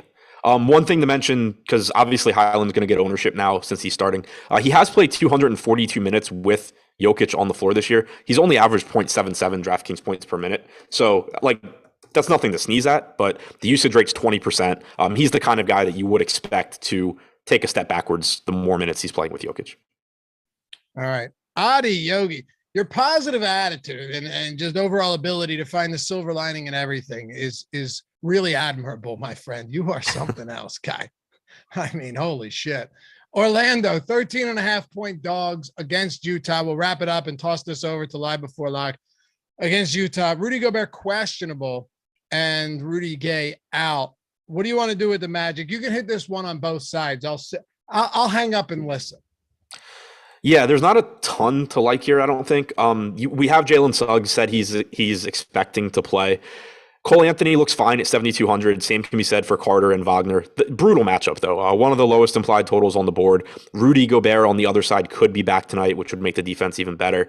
So, I mean, getting to them in tournaments is fine, but nothing I'm really prioritizing there. On the Utah side, we're kind of back. If Gobert plays, we're basically back to where we've been most of the year with Utah, where it's just like, yeah, they all look fine. Donovan Mitchell at 8,800 would be the first guy I get to. Gobert at 8,500 would be second. You can take shots at Clarkson at 5,200 if you want. That's a pretty cheap price tag for his upside, but nothing that really stands out. The most interesting piece would be if Gobert does get ruled out, I will go right back to $5,600 Hassan Whiteside. I talked about him last game where he, like 2 games ago, he fouled out, but he played 14 first half minutes. Last game, you got those 28 minutes. I think that at 5,600, if Gobert is out, even if Whiteside's still coming off the bench, I want to get to Whiteside for sure. You're muted or not talking? I'm muted. I'm muted. I was waiting for I think Justine just pulled up and was about to walk in and the dog was about to go nuts. Yeah. So I was trying to, get out ahead of that, but I botched that one. Anyway, Greg, Eric coming up next. You guys have a good weekend. Have a great night. We'll catch you back here Monday. Josh and I'll be back for the strategy. Oh no, that's not true for Sunday. There's a lot before I won't be on it, but we got you're on the first look show for NFL for the Super Bowl 3.5 hour stream. Me, Josh, right? And Neil. Yeah. Neil. I kept wanting to say Nate. I was like, no, it's not Nate. I don't think Nate's a person. No, it's not. And then Ben, Alex, and myself will wrap up the deeper dive and they'll close it out with Live Before Live. Stick with us through the weekend. And if you don't, enjoy the Super Bowl. Have a good one. We'll catch you back here soon. Peace.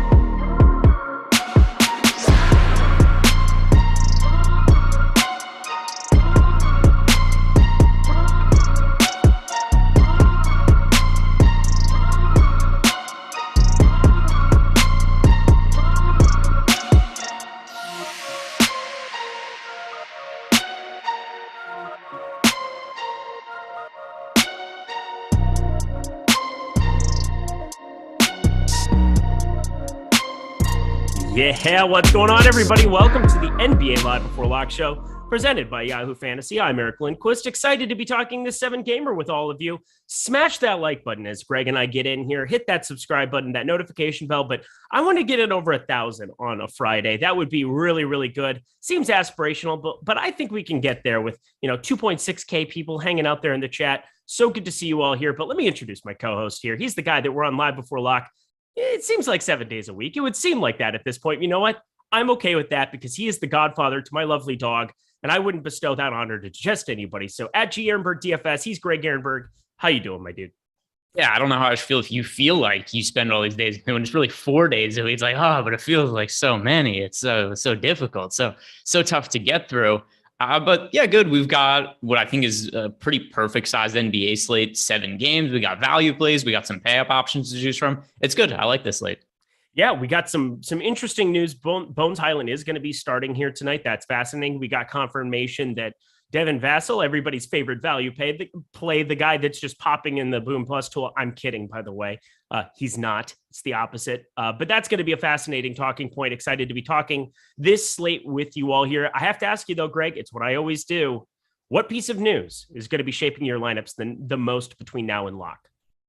Yeah, so this is kind of weird because I almost feel like it's the same answer I had a couple of days ago, which is the Minnesota Timberwolves. But I almost think the injury report is a mistake because we've seen this in the past where a team won't update their injury report from a previous game. And then just the NBA is like, we don't have an NBA injury report, or it's the same one. So they just upload the same thing. But I mean, they have Anthony Edwards, D'Angelo Russell, Patrick Beverley, Taurean Prince, Naz Reid, and Josh Okogie all listed as questionable. I don't really buy that's the case. But at the same time, if a bunch of those guys get rolled out, there would obviously be a lot of value on Minnesota. That and the total for this game is 241 points. So there's so much points expected to be scored. And all these guys are listed as questionable. It's just kind of a weird situation. But at least the one thing that is nice about this slate is all of the games are pretty condensed. The Orlando-Utah game starts much later than the other games, but it's not a game I have all that much interest in anyway. All the other games are going to be starting, 7 to 8 o'clock. Yeah, it's going to be a fascinating slate. I don't think there's any doubt about it.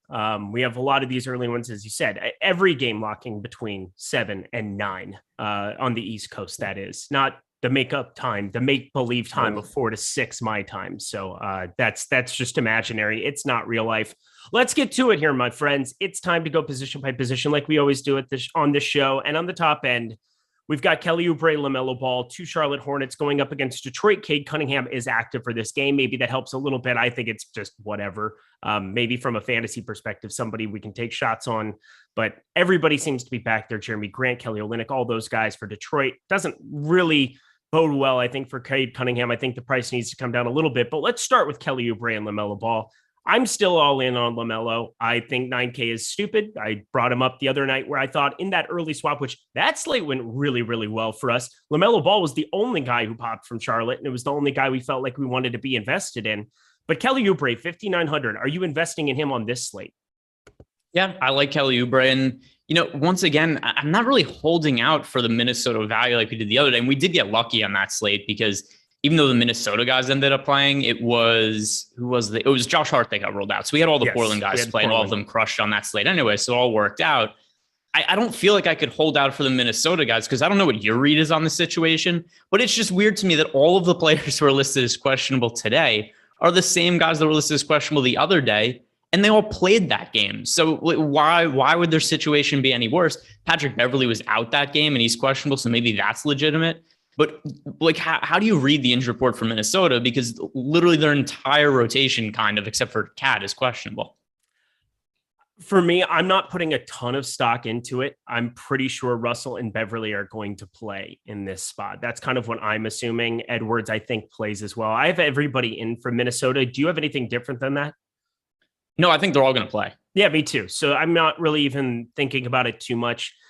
If it happens, we get that news, again, we're going to be doing half an hour extra. We're not going anywhere. So 7 to 7:30 p.m. Eastern time, we're going to be chatting, hanging out with you guys, helping you out. And I think I'm going to have enough Denver. Obviously, Bones Highland's a guy now that I'm going to be invested in. I think Chicago on the other side of that game, it's a 241 total. I think I want to have pieces. We're waiting on IO news. So once again, that happens, and we could have a party if some of the guys get ruled out, just because I think we'll have enough roster spots. But I'm not planning on anything right now. I think clear-cut Kelly Oubre, a guy I'm going to be invested in a little bit above the field, not crazy at 25% currently. LaMelo Ball, I'm definitely going to be nearing 40, 50, maybe even 60% of my lineups as it all comes together here. He's 9K. He's 1.35, 1.4 DraftKings points per minute, depending on who's on the floor. You're taking Hayward off. He's a little bit higher. Usage goes up a tiny bit. He's a guy I want to be invested in, but then it gets fascinating because I think those two guys pretty easy to click on in lineups. And now the rest of the position here, we've got DeJounte Murray. Obviously no Derek White there. He's 10-3, pretty expensive, but still somebody that has massive upside at the guard position. We have other expensive guards in Trae Young, who's somebody that you and I have been over-invested in, but now he's 20%. Zach LaVine sitting there 9,200 on the DraftKings slate, always more applicable for FanDuel, but anybody at the expensive range of guard you're rostering above the field? Yeah, actually, all those guys you just mentioned, I'm overweight to LaMelo right now. I'm overweight to Murray. I'm overweight to Trae Young. And something that actually did impact my ownership quite a bit here is not that it was necessarily difficult to get up to some of the expensive players on the slate, but the addition of Bones Highland now as a value play is just being somebody who's cheap, who's a good fantasy producer that's now in the starting lineup that I'm getting to a whole bunch. That granted me, it looks like more flexibility to where once I changed everything to be like, hey, Bones Highland, I'm giving this guy extra minutes. My exposure to obviously him went up, but then also LaMelo, DeJounte Murray, and Trae Young as well. And we'll talk about the centers later. You know, I've been pretty high on rostering Joel Embiid and Nikola Jokic for a while. I'm not getting to them quite as much as I'm getting to the pay-up guards. Well, let's talk Bones Highland. I think his shooting guard eligibility is very, very important on DraftKings. If he didn't have that, I think this would have been a cluster of a slate. Obviously, you'd only be able to play him at 3 positions, point guard, guard, flex. Having that shooting guard eligibility to be able to play him at that spot is huge for me. I'm going to be playing him primarily at that spot simply because you look at some of the high upside options that you're missing out. The opportunity cost of not having Zach LaVine, Donovan Mitchell. If you wanted to go Jaylen Brown and shooting guard, small forward, like I don't feel like I'm missing out on a lot of the upside. I think in Cruncher, I mean, it's weird. I don't think I'll just like specifically put it in there. I think it's going to kind of organically happen where that's where he lands at the most. But Bones Highland, what minutes are you projecting him for and how much do you expect to get to him? Yeah, I mean, we'll see also. It's going to depend what the ownership is. I don't know if we've gotten an ownership update. Let me refresh since he was named a starter because we don't. But, you know, it's going to depend how popular it is. It's kind of hard to say otherwise. But, you know, just as is, we're just looking points per dollar. He's in the majority of my lineups. Yeah, I think he's the best value play on the slate right now. Same. Because if you look at the numbers that we've seen from Bones Highland so far this year, you know, he's a really good points per minute fantasy producer. The matchup against the Boston Celtics is obviously far from ideal, but who cares at his price? He plays 17 and a half minutes per game and averages 17 fantasy points, nearly a fantasy point per minute. We're probably looking at, let's call it 30 minutes today. Mm-hmm. And then even on the low end, you're projecting him for 26 fantasy points at his salary. That's, you know, it's a crush on FanDuel and DraftKings. So I find him unavoidable unless we're to find out that he's like 70% on, which I doubt is the case. He's 4,400 on FanDuel and he's point guard only. He's the exact same number as Kobe White, which should make it very interesting to see where that happens. Although Kobe White does have that shooting guard eligibility on FanDuel, whereas point guard only for Bones Highland. FanDuel. One thing I'm going to, just because we're comparing them right now, Kobe White obviously is a great play if Dosunmu is out, but Dosunmu is questionable right now, and I tend to assume he's playing today. So that's something that has me, at least as of now, liking Bones Highland more than Kobe White. That would flip if IO is ruled out. This is for FanDuel purposes. DK, it's different because of the different pricing. But at least on FanDuel right now, I prefer Highland to... Oh, hello. Did I just lose Greg? Oh, we got the frozen Greg situation. Hello. Man, that is a beautiful frozen frame. I'm not going to lie. Tyler, screenshot that. Okay, it's different on my screen compared to what it is over here. Looking down the lens, Greg Ehrenberg has partaken in some extracurricular activities in the weed department, I think, with that lovely screenshot. But either way, let's keep talking through this slate here and see if we can get Greg back. But Talking about Kobe White, I would just assume I'm with him. I think concussion is just kind of a different injury designation to be looking at here for him. Questionable. I think, looking at him as a guy that at 5,600, if he ends up getting ruled in, might get to a little bit of. I mean, that's a massive amount of minutes, though, if he's out. We have him currently projected for 39 minutes. I think he's going to play. Kobe White, I just don't really see it there. I don't think I'm going to be landing on it. FanDuel, though, 4,400, probably a guy that you could take some shots on either way, but because he's already popular, I probably do not want to be going that direction.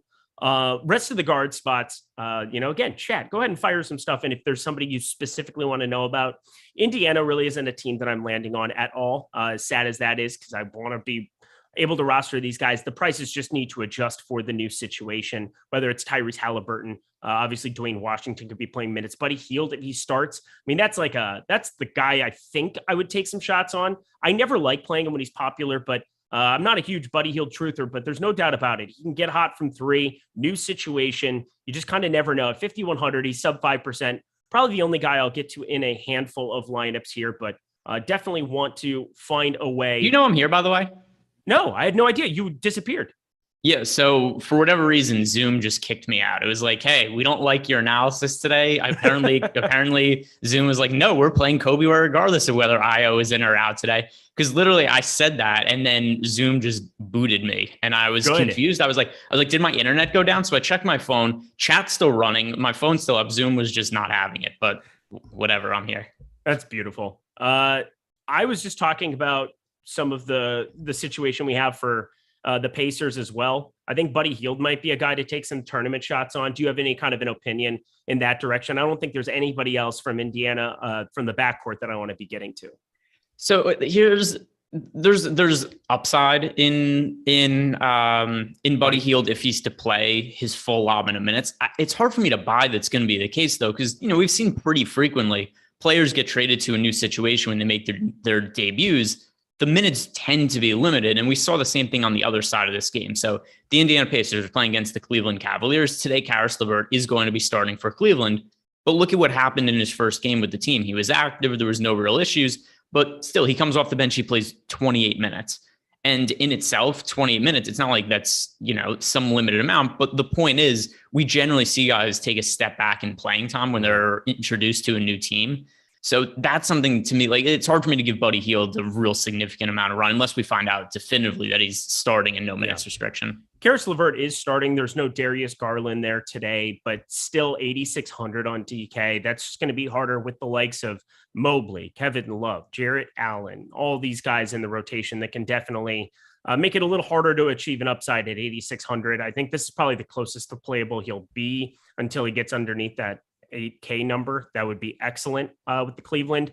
But with Garland out, I'm just not going to probably get to him in any kind of a capacity there. I also saw somebody ask about him having revenge in his heart. Why? He got traded from Indiana to Cleveland. He's now playing for a contender. I think maybe a thank you note should be in order for one Karis LeVert.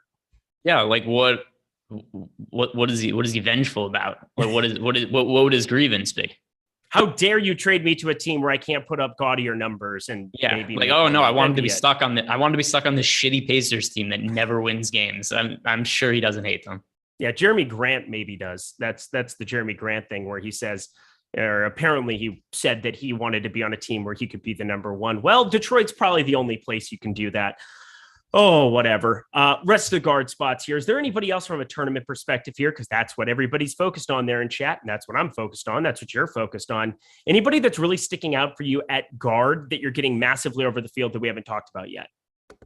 Not really, especially because right now I'm getting to so much exposure to Bones Highland. And let me refresh the ownership page, see if we've gotten that updated yet. We did. All right. So let's see where Bones is at. Bones Highland now projected for 35% ownership. I don't really find that to be an issue at all. So I'm still overweight to Bones Highland. Over on FanDuel, he's only projected for 16% ownership on FanDuel. That's also a number I'd like to be overweight to the field on. So, if there was a situation where we would get updated ownership and Bones Highland was going to be like more than 50% of the field's lineups, that probably would have caused me to be like, I guess I need to take a step back. But he's going to be popular, but it's not anything too insane. So I don't have an issue with his ownership. All right. Well, then we're going to keep it moving. 36 minutes to go here, guys. Awesemo Plus tools and content. Hey, they're pretty good. They're the reason guys like Neil Orfield in chat, Sean's on. We've got Eddie Lai behind the scenes. Oh, and Alex Baker, Steve Buzzard, some of the best players on planet Earth, no doubt about it. The number one player on planet Earth in Alex Baker. And you can check those all out for a weekly pass. It's $29.95 here right now. If you want the player projections, ownership projections, boom bust tool, lineup builder, and so much more behind the scenes for NBA, $29.95 for that. Oh, and then it also gives you NFL for the Super Bowl. Seems like something you might be interested in. NHL, MMA, PGA, so many different sports going. And if you just want the NBA package, I get it, $4.95 for that weekly package. But the Fantasy Cruncher add-on, it's going to be a little bit extra there. You want to be going that direction as well. But $29.95 gets you the weekly pass for everything. So stop guessing, start winning, and join us here at Awesemo Plus today. Look at that. I mean, just saving time. It's almost like I'm making up for the lost time we had. I like how Loughy's gone over like the last 3 shows in a row. But the second I go over on a show, Greg Ehrenberg loses his mind on me. I don't really lose my mind. The difference also is he goes over by like 2 minutes. You'll go over by like 8 minutes sometimes, and I just assume I'm in the wrong Zoom room. Tyler Xander, stop shaking your head. Stop Loughy. So, and the other thing too is Loughy goes over consistently, right? So every single day, I just know Loughy's going to go over by like 2 minutes or something. When you're hosting, like you could end on time, you could end 10 minutes late. I just don't know. It's all over the place. It's this. I know what I'm getting from him. I don't always know from you. All right. Well, that's fair. 3K. Everybody here, hit that like button for me, the guy who goes over. Chef Sid, utility 5,300 or less DKGPP ? By the way, we've gotten a bunch of super chats. I don't think we've answered any of them. Yeah, let's answer a bunch of them here. Is Tyler pulling these up here as well? Because again, I'm trying to get through the guard spot. Here's what happens. I love the super chats. They're phenomenal. We end up getting so many of these here. Again, Chef Sid is the one that came in at 322. I saw one other one. If that person, I think I can, give me 1 second. Answer this one first, and I'll see if I can find it. Chef Sid, 5,300 or less DKGPP. Let's see. So 5,300 or less. I have a feeling, is this going to be like that other night too, where it's just all the answers are going to be like 2,000 below that mark? I hope not. But then all those guys ended up outscoring those players anyway. Remember, like all those cheap Wizards guys, they all scored like high 20s. Greg, low 30s we just give the fantasy. Advice. We're not here to try to filter the advice. We just give you what it is, and that's what it was. You needed Wizards. Oh, this is pretty easy. It's Goga though. Okay, beautiful. It's $600, under 5,300, but he's still the answer to me. There's an interesting tournament play that we could talk about later when we get to centers. Clint Capella is somebody who I think is a pretty interesting contrarian play at center, just because the price is going to be so low on Capella. And I know the minutes haven't always been there, but the guy I've projected the highest underneath there is Goga. But as a GPP play, I really do like Capella there. Bill W, $2. Ship my money. Bones drops to 0.77. Starting thoughts. Yeah, he's going to play a lot more minutes than I had projected before, so I don't really care. Yeah, so let's say he plays 30 minutes, right? Yeah. And we give him that 0.77. That's 23 fantasy points, which at his salary on DK, that's more than acceptable. If he scores 23 fantasy points, you're going to be like, oh, like that's a great outcome. No, but you're going to be fine with it also. And I think there's a chance he plays more than that. And it's not like we have that much sample of him as a starter either. Yeah, you play him for 26 minutes, 21, 22. He's 3,800. Again, 4,400 on FanDuel, different conversation, different price point, identical numbers. Kobe White. If there's no IO, I would definitely prefer Kobe White, I think. But as it stands right now, Bones Highland, I prefer if I think IO is going to play, and IO, I think, is going to play. So even on FanDuel, I'm preferring him. Bones also hasn't made a start yet this year. Right. It's a complete unknown. Yeah, so I'm a little confused by the question. Yeah. I didn't. No, because I'm just saying, like, what, where does the 0.77 number come from? Absolutely no idea. No clue. Coming back, no clue. Kicker of cunts. Oh, sorry. That's not what I meant to do. What? What just happened? What? What? Kicker of K hunts. I don't know. Okay, Hunts. $2. FanDuel, Thibault, or Cork Buzz. Thanks, Art. Oh my God. I hate this name. I always read it in the chat. I always read it, and I'm always worried that's going to happen, and it finally happened. No. Oh my God. No. 1 sec. Oh, no, why? All right, I just took a picture. Oh. Read the name one more time for the people at home. Read that name one more time. I don't want to. What does it say? What is his name? Of K Hunts. There we go.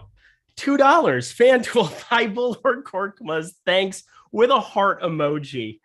By the way, love everything about this. Love everything about it. Now let me pull up the Philly guys. Now, unfortunately, I hate to do this because I love everything that he's created for us. I don't really like Thibault or Korkmaz today on FanDuel. If I have to choose one, it is Thibault over him just because of the defensive stat upside. So first of all, our kicking friend, our friend of kicking people. I read it and Anthony Davis just gave us $25 with a lot of crying emojis. So that's cool. I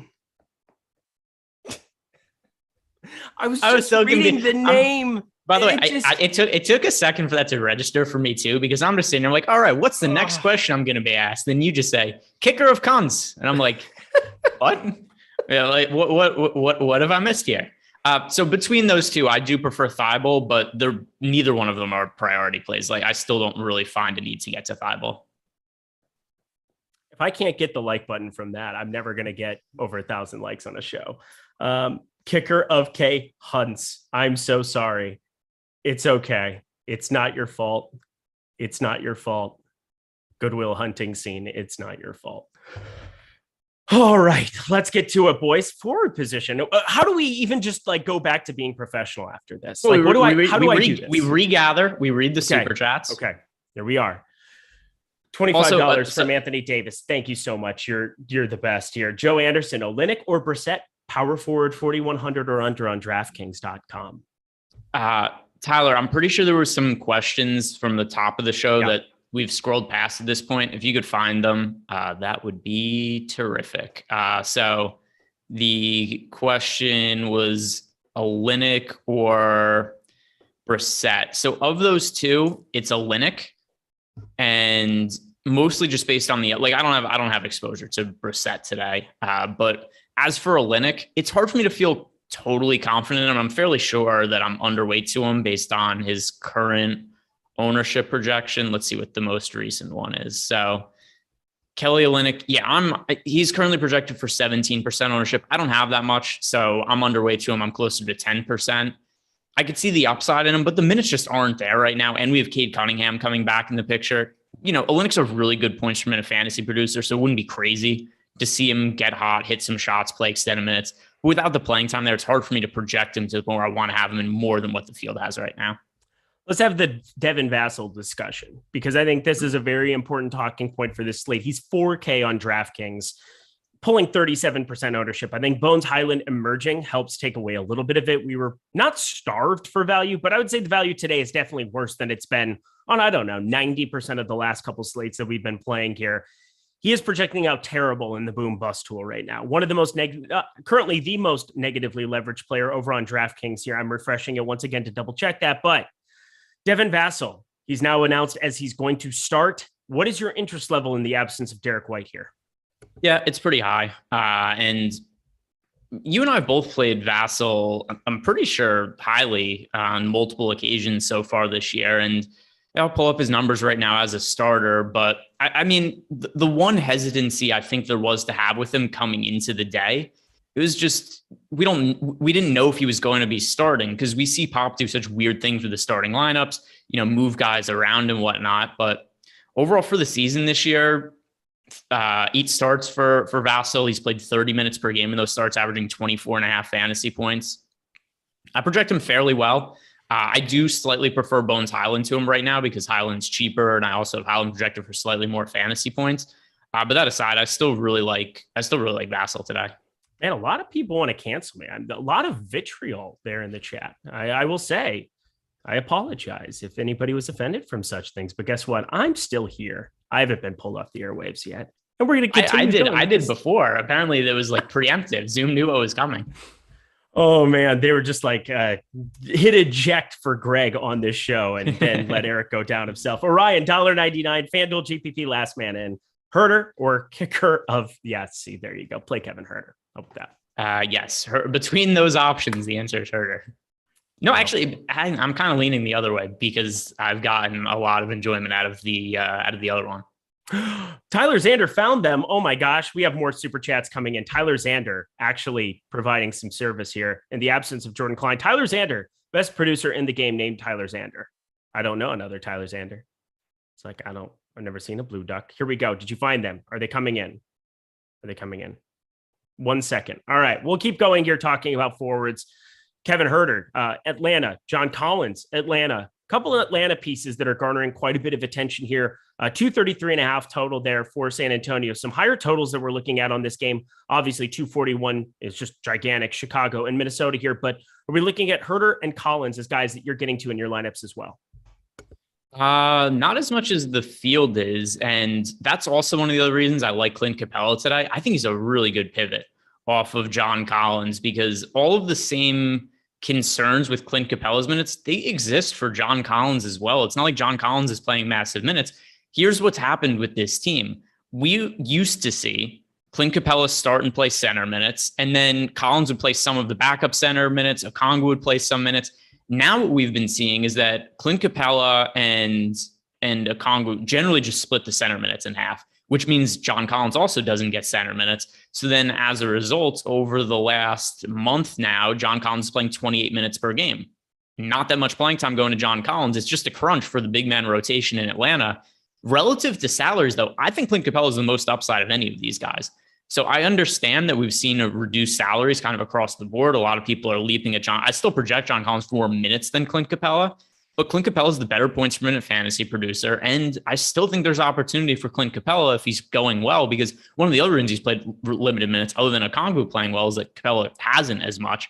But if Capella does come out and start strong, which I think is a pretty good chance against a depleted Spurs team, then I think we could see 28 to 30 minutes out of Clint Capella. And that would also be something that could potentially reduce some of the playing time of Collins. So I think Clint Capella is a really good pivot off of Collins. Interesting. I don't completely hate the logic. I kind of scoffed at it a second ago, but 5,300.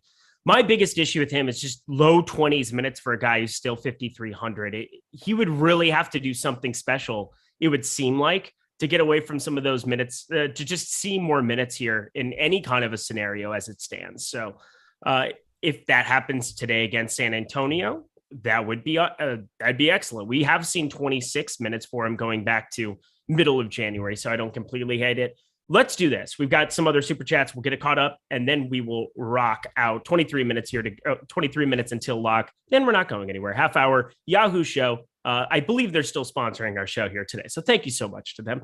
$4.99 Pirtle or Russell, last man in DK, high dollar GPP from Weatherman 7. Thank you so much. So Pirtle or Russell, last man in. So good news, actually very timely. It's funny how these things work, because this super chat was left a while ago. We're trying to dig it up. As Tyler digs it up, we just get news about the Minnesota injury report. All of these guys are playing. Yep. So really good timing.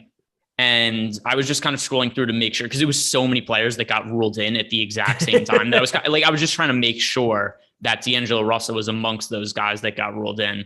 But yeah, so with Russell available to play, he was asking Russell or Pirtle. I'm almost positive that's Russell for me, but I'm just going to check right here. The total in that game is so absurdly high. Let's see, Russell or that is D'Lo for me. Russell quietly having a good fantasy season and a good real life season. The Minnesota Timberwolves right in the playoff mix. But yeah, that is D'Lo for me. Let's keep it going here. Let me find this. All right, there it is. We've got, Buddy Hield will start in Pacers' debut. We'll get to that in a second. History buff, $1.99. Amount of players reasonable for a 20 crunch. I believe they answered that on the previous show. I don't care.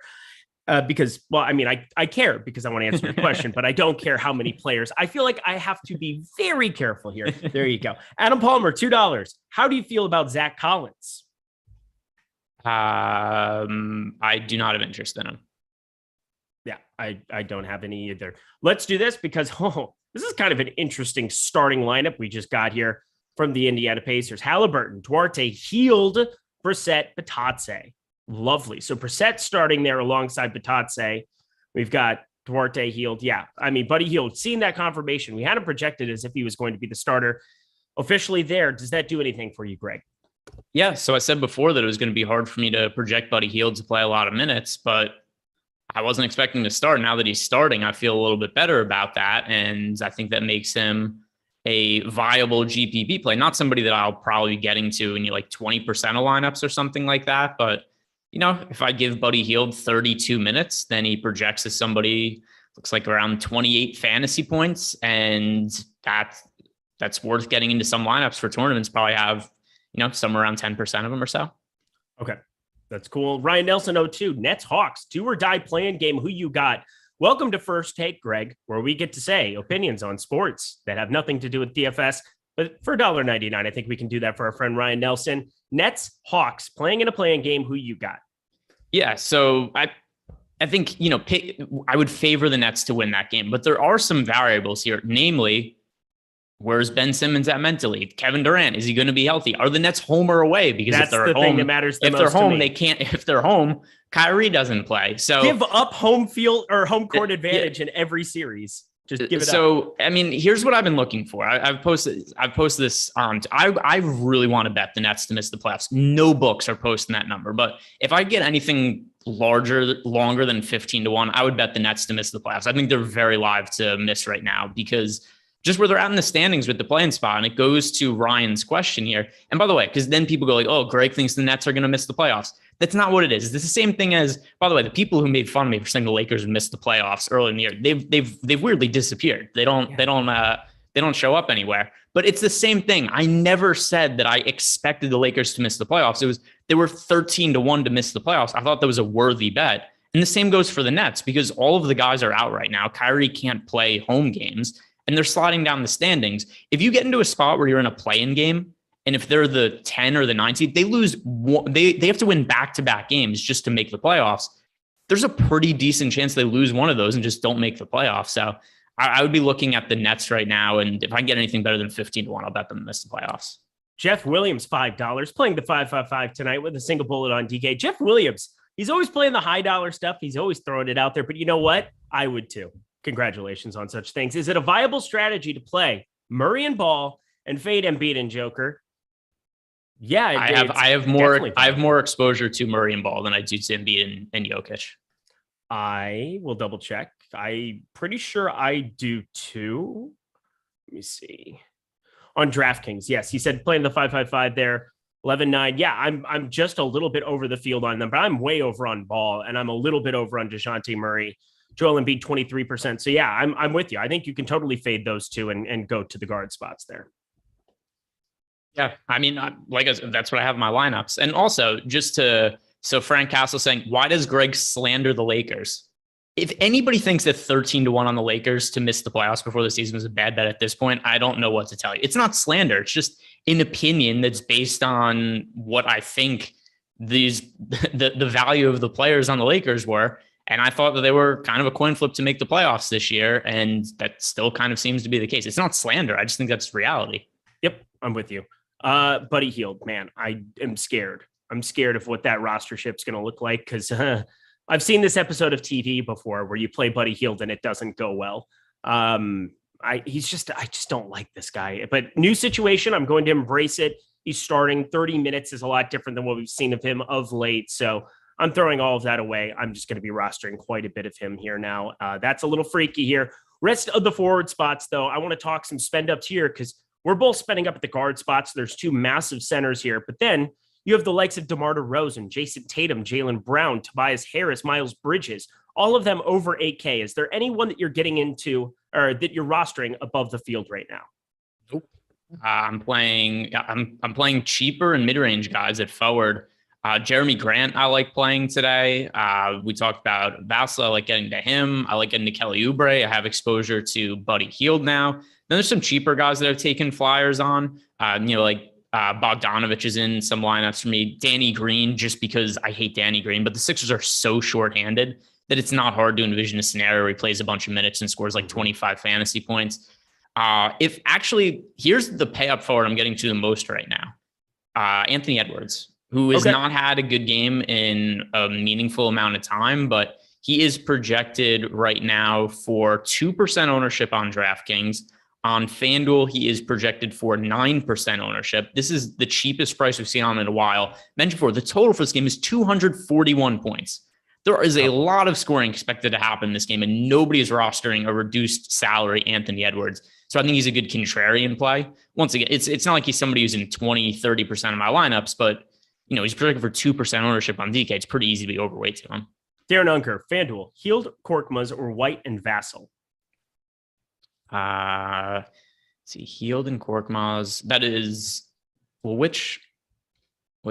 so I assume he means Kobe White, right? So yeah, I mean, that would have to be Kobe White. Yeah, White and Vassell. Yep, because the Derek White is not there. Greg, photo changed in the middle of the show. How? That's a $2 super chat from Bill W. Because of Magic. We have Magic on our side. But wait, so I'm looking at the. Did you read which question? It's your frozen. So it's your frozen face. Now is your new picture in the background because Tyler. I was confused. I was confused. I was looking. Yeah, that is the magic of Tyler, who but has no producing skills. He doesn't. None. He has no Photoshop skills. He doesn't even have internet at his place. He literally operates the show solely on dark magic. Aid Balagan. Yeah, careful with your words. That's what I'm saying. I'm trying to find it. I'm trying to find it here as we go. I might talk like this from now on. Embiid or Goga FanDuel cash. I'm assuming a massive different build one way or the other. So for FanDuel cash, and here's also where there's a big difference between the pay up options on FanDuel compared to DK.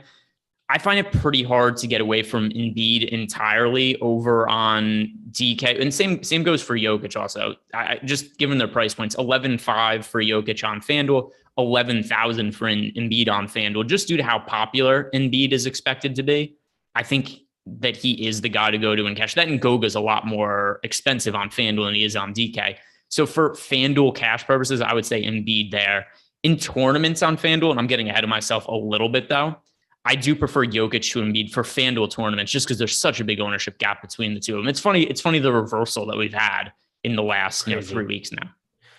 Yeah, it's crazy. I'm going to be getting to a lot of Jokic. I think we're going to be on board there again, going down with that ship as opposed to Joel Embiid, who just keeps going up and up and up. Now more usage available for a guy who's already shooting the ball with around 45% usage in most of these games with no Seth Curry there. It's going to be fun to be Joel Embiid here. At least James Harden coming in, that'll be a good thing to maybe reduce some of that ownership eventually here, and it'll still be a great play. Cam the Man 325. Korkmaz or Brissett for final forward spot on DK. Thanks, guys. Love you, Greg and Eric. We love you too. Thank you so much. Korkmaz or Brissett for your final forward spot on DK. Didn't we also get a Korkmaz or Brissett question earlier? We might have, but I think that was FanDuel. Oh, well. Why are people so into Korkmaz today? I don't really know. Like you see, that's a random guy for us to be getting multiple questions about. Getting a lot of questions about him. Did you play him at all? Really? No, I have 1%. Yeah, I have. I don't have any 190 lineups on 211 lineups on DK. I have 1% of Furkan Korkmaz. Yeah, I have Korkmaz projected for a little over 15 fantasy points. I have Brissett projected for 18. So Brissett would be the answer between the two. But Brissett's also fairly popular, which I don't think he should be, especially considering that we just got the starting lineup for the Pacers and he's not in it and his minutes have been reduced. But I don't want to play Brissett when he's projected for 17% ownership. So that is neither for me. Let's give him a better answer. Okay. So we assume he's looking for somebody 3,800 or below, correct? Yep, correct. So forward at 3,800 or below. You won't take a Phenomena. I mean, the guy I've projected for the most there is Danny Green. Okay. But I don't feel super great about that. What if I feel better about it than the other two? You take any shots on your guy Pokashevsky again today? Oh, absolutely. So I think that's if you're looking for upside, I think Pokashevsky at 35. Look, we have him projected just horrendously. 17 minutes, 18 minutes here at Awesemo, 17 and change there. Alexei Pokachevsky went 4 for 5 from 3. He got 6 stocks, a lot of things that are irrational, but he's still 3,500, and there's still a path for him not playing 30 minutes like we saw against Toronto. They ran out of the gym, but is Derek Favors the future? I think not. We've seen 26 minutes, 15 minutes. That still gets me to about 22 minutes of Pokashevsky, and I think that makes him 3,500 viable. I will say he's more popular than I would like at 10%. I really liked him as a tournament play the other slate. Wish I had played a lot more of him, even in that circumstance. Thought there was a crazy outside chance of him starting. It ended up being Derek Favors, but I think Pokashevsky's great, which leads us into $2 from Justin Alberto. Any interest in Thunder players, Poko or Favors? Definitely not Favors for me, but Pokashevsky, I'm willing to take a couple shots. How about you, Greg? I mean, by a couple shots, like literally a couple. Yes. Yeah. I think he's okay as a GPP flyer, but it's not a priority play for me. If you have him in a roster as your last spot in, I don't have an issue with that, but he's not a priority for me. I have single digit exposure to him. Anthony Davis, another $25. Dude, you're the best. Now that my stomach muscles are done spazzing out, you're welcome. Glad. Oh, my life is just, I bring people joy, I think, in some weird way, but we appreciate it. Campazzo, not on the radar, not for me. No. So Campazzo, let's see, where do I have Campazzo? I can't remember the last time I played Campazzo, but don't forget, Bones Highland is starting. Campazzo might not even be in the rotation today. And Austin Rivers is back. Austin Rivers is out for a period of time. So Bones Highland. So let's assume here are the guys that are for sure ahead of him in the rotation as lead ball handling guards. Bones Highland, Bryn Forbes, Austin Rivers. We might get 0 minutes out of Campazzo today, like at the most, probably 16. And he's not a good points per fantasy producer. Did somebody say Korkmaz is starting? Where did we see that? I didn't see that. Somebody just said that. Where is the Korkmaz starting news? I don't see it. Yep. We did just get the Philadelphia 76ers starting lineup. It is Maxey, Korkmaz, Thibault, Tobias Harris, Embiid. Does that do anything for you with Korkmaz? No, not really. I mean, if I give him more minutes, it makes him more viable than I guess what I was leading on before, but there's still better value plays in my opinion today. I think I'm with you. I'm going to, I have him projected around 20 fantasy points now that I just gave him more minutes, and that's probably still not going to really get me to any kind of meaningful amount of him.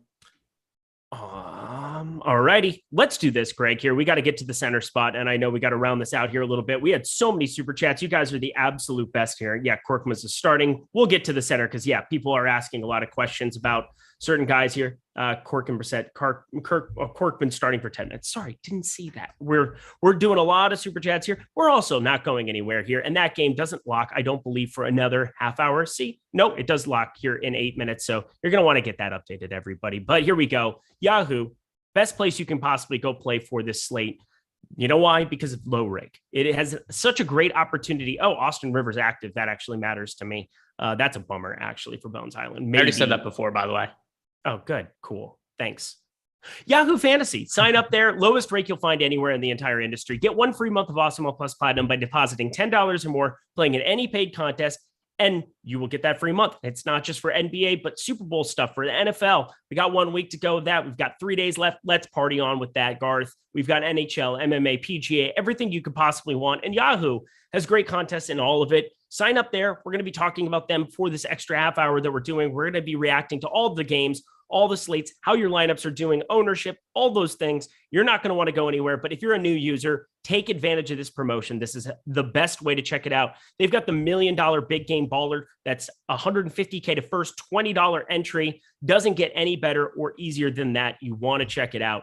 Plus the NBA Friday night baller, still a long ways from full. That is going to overlay. It locks in 6 minutes. It's over 1,000 entries away from filling. So if you're looking to make one lineup right now on any site, go to Yahoo, play in that $12. It's going to be the best use of your funds. And 10K to first, phenomenal prize up top, under 4,000 entries currently in it. go play in that tournament. Greg, let's get to the center position. And you alluded to it a little bit earlier, but I want to recap for anybody who missed it. Jokic or Embiid, pick one. So on FanDuel, for cash purposes, the answer is Embiid. For tournaments, Jokic. I have Embiid projected slightly higher, and it's been a meaningful amount of time since I've had somebody projected higher than Nikola Jokic on a slate he's been on. But Embiid's been playing really well. There's also players out for the Philadelphia 76ers. It matters that Seth Curry isn't in the mix for them right now and that other players are banged up.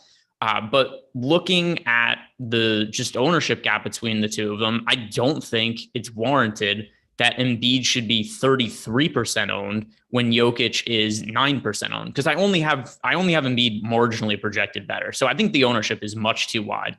So for tournament purposes, I prefer to go to Jokic.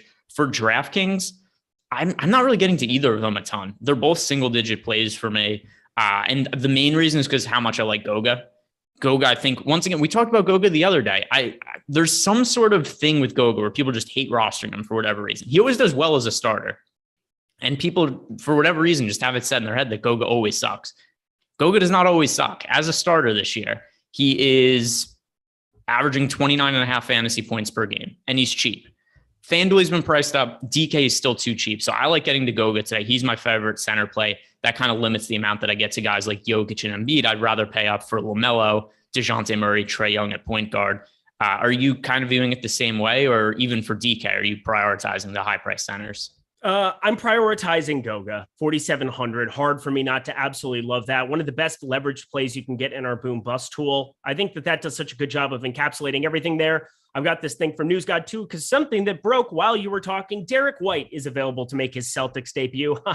Downgrading everybody. He's 5,900 on DK. I don't know what those minutes are going to look like, but they were shorthanded. Maybe they give him a nice test drive there. 5,900, I believe.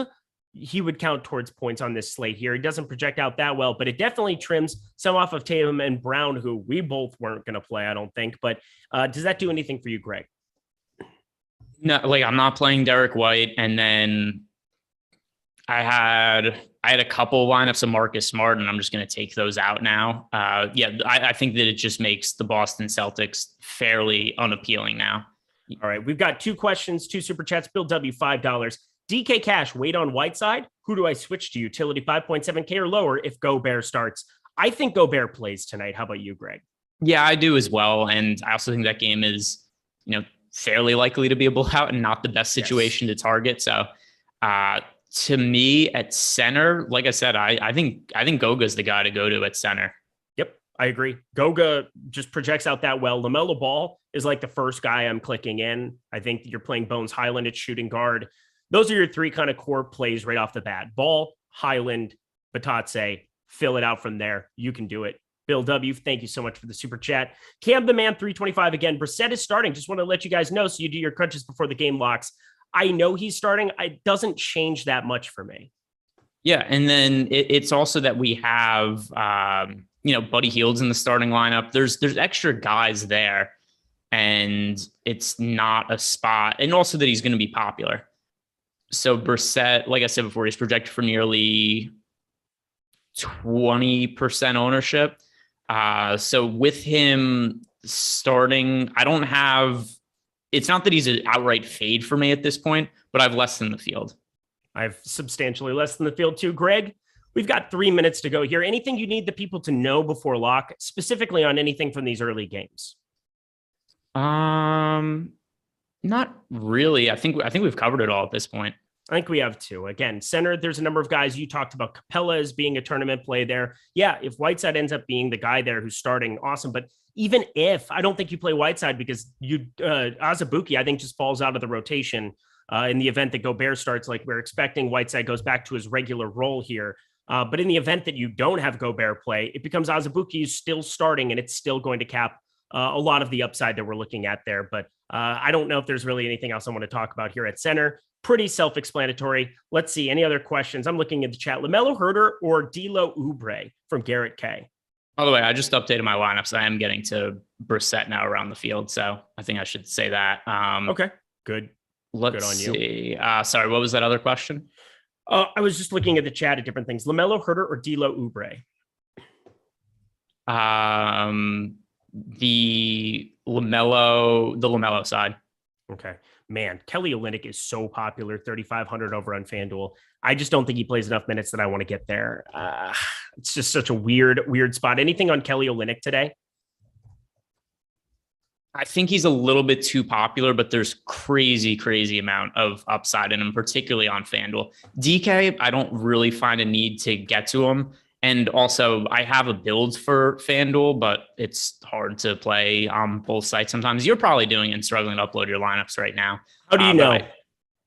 But I have my DK lineup, so I'll upload it right now and ready to go. But the let me just, I think I selected the right CSV. If not, we'll find out in a few minutes. But the Kelly Olynyk on FanDuel 3,500. Get exposure to him, but not as much as the field. And I mean, the game starts in 30 seconds. So I assume whatever everybody's lineups is or what their lineups are. But on DK, I ended up with 10% of Olynyk. So about half the field. All right. I'm with you. I think that he's just a little bit riskier. I'm half the field on DK, a little less than half the field on DK. FanDuel 3,500. I trimmed it a little bit. Jeremy Grant, lots of other guys to get to there. Buddy Hield, God, he better play well. One-time dealer, Buddy Hield, 4,700 on FanDuel. God, it's that disturbing to be looking at. But hey, guys, we are at Lock. We're going to be talking a little bit of Yahoo, nothing about kicker of K Hunts anymore, because that would not be good. I can't believe that happened. I just can't. That was the best part of How is Joey Corman not in chat? How was he not alerted immediately to come and troll me after yesterday? Because he's never in chat unless we're talking about him.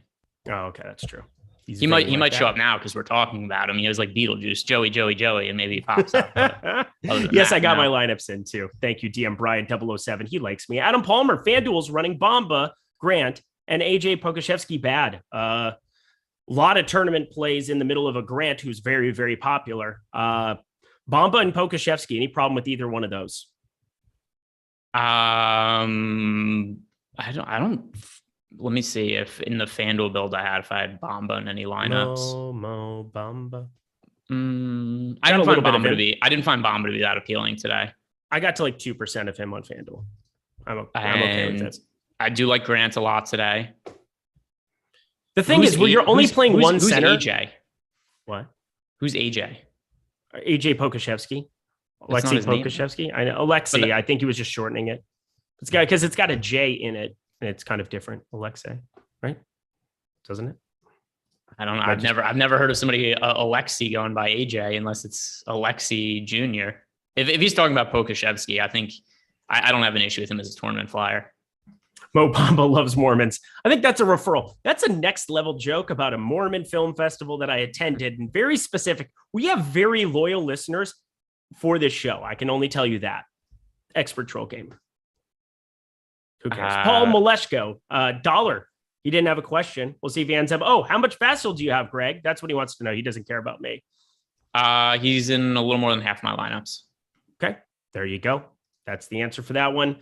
Let's get to it, my friends. We've got a little bit of Yahoo to talk about. And I hope you guys were able to get into that major contest because, oh my gosh, it overlaid. It's fantastic. It's the best tournament you can possibly be on for today. It's also the best site you can play in for the Super Bowl.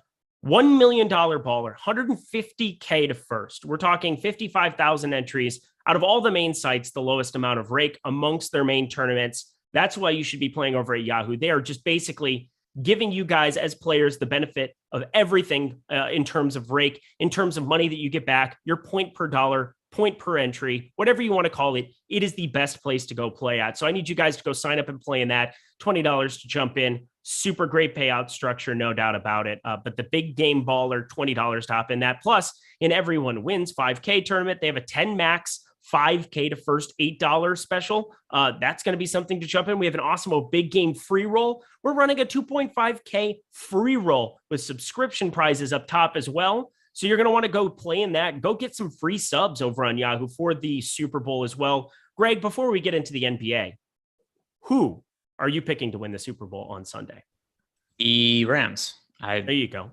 I'm a little confused by the spread of the game. I thought it would be wider, but Rams it is.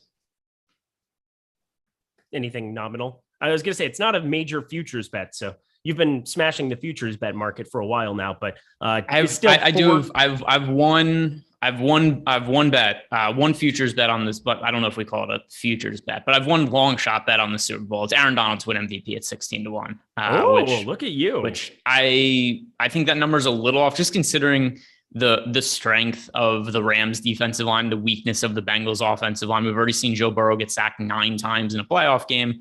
And I think that is the probably most likely path to victory, or the biggest downfall of the Bengals is their offensive line. So it's not hard for me to see Aaron Donald just disrupting the game and winning MVP.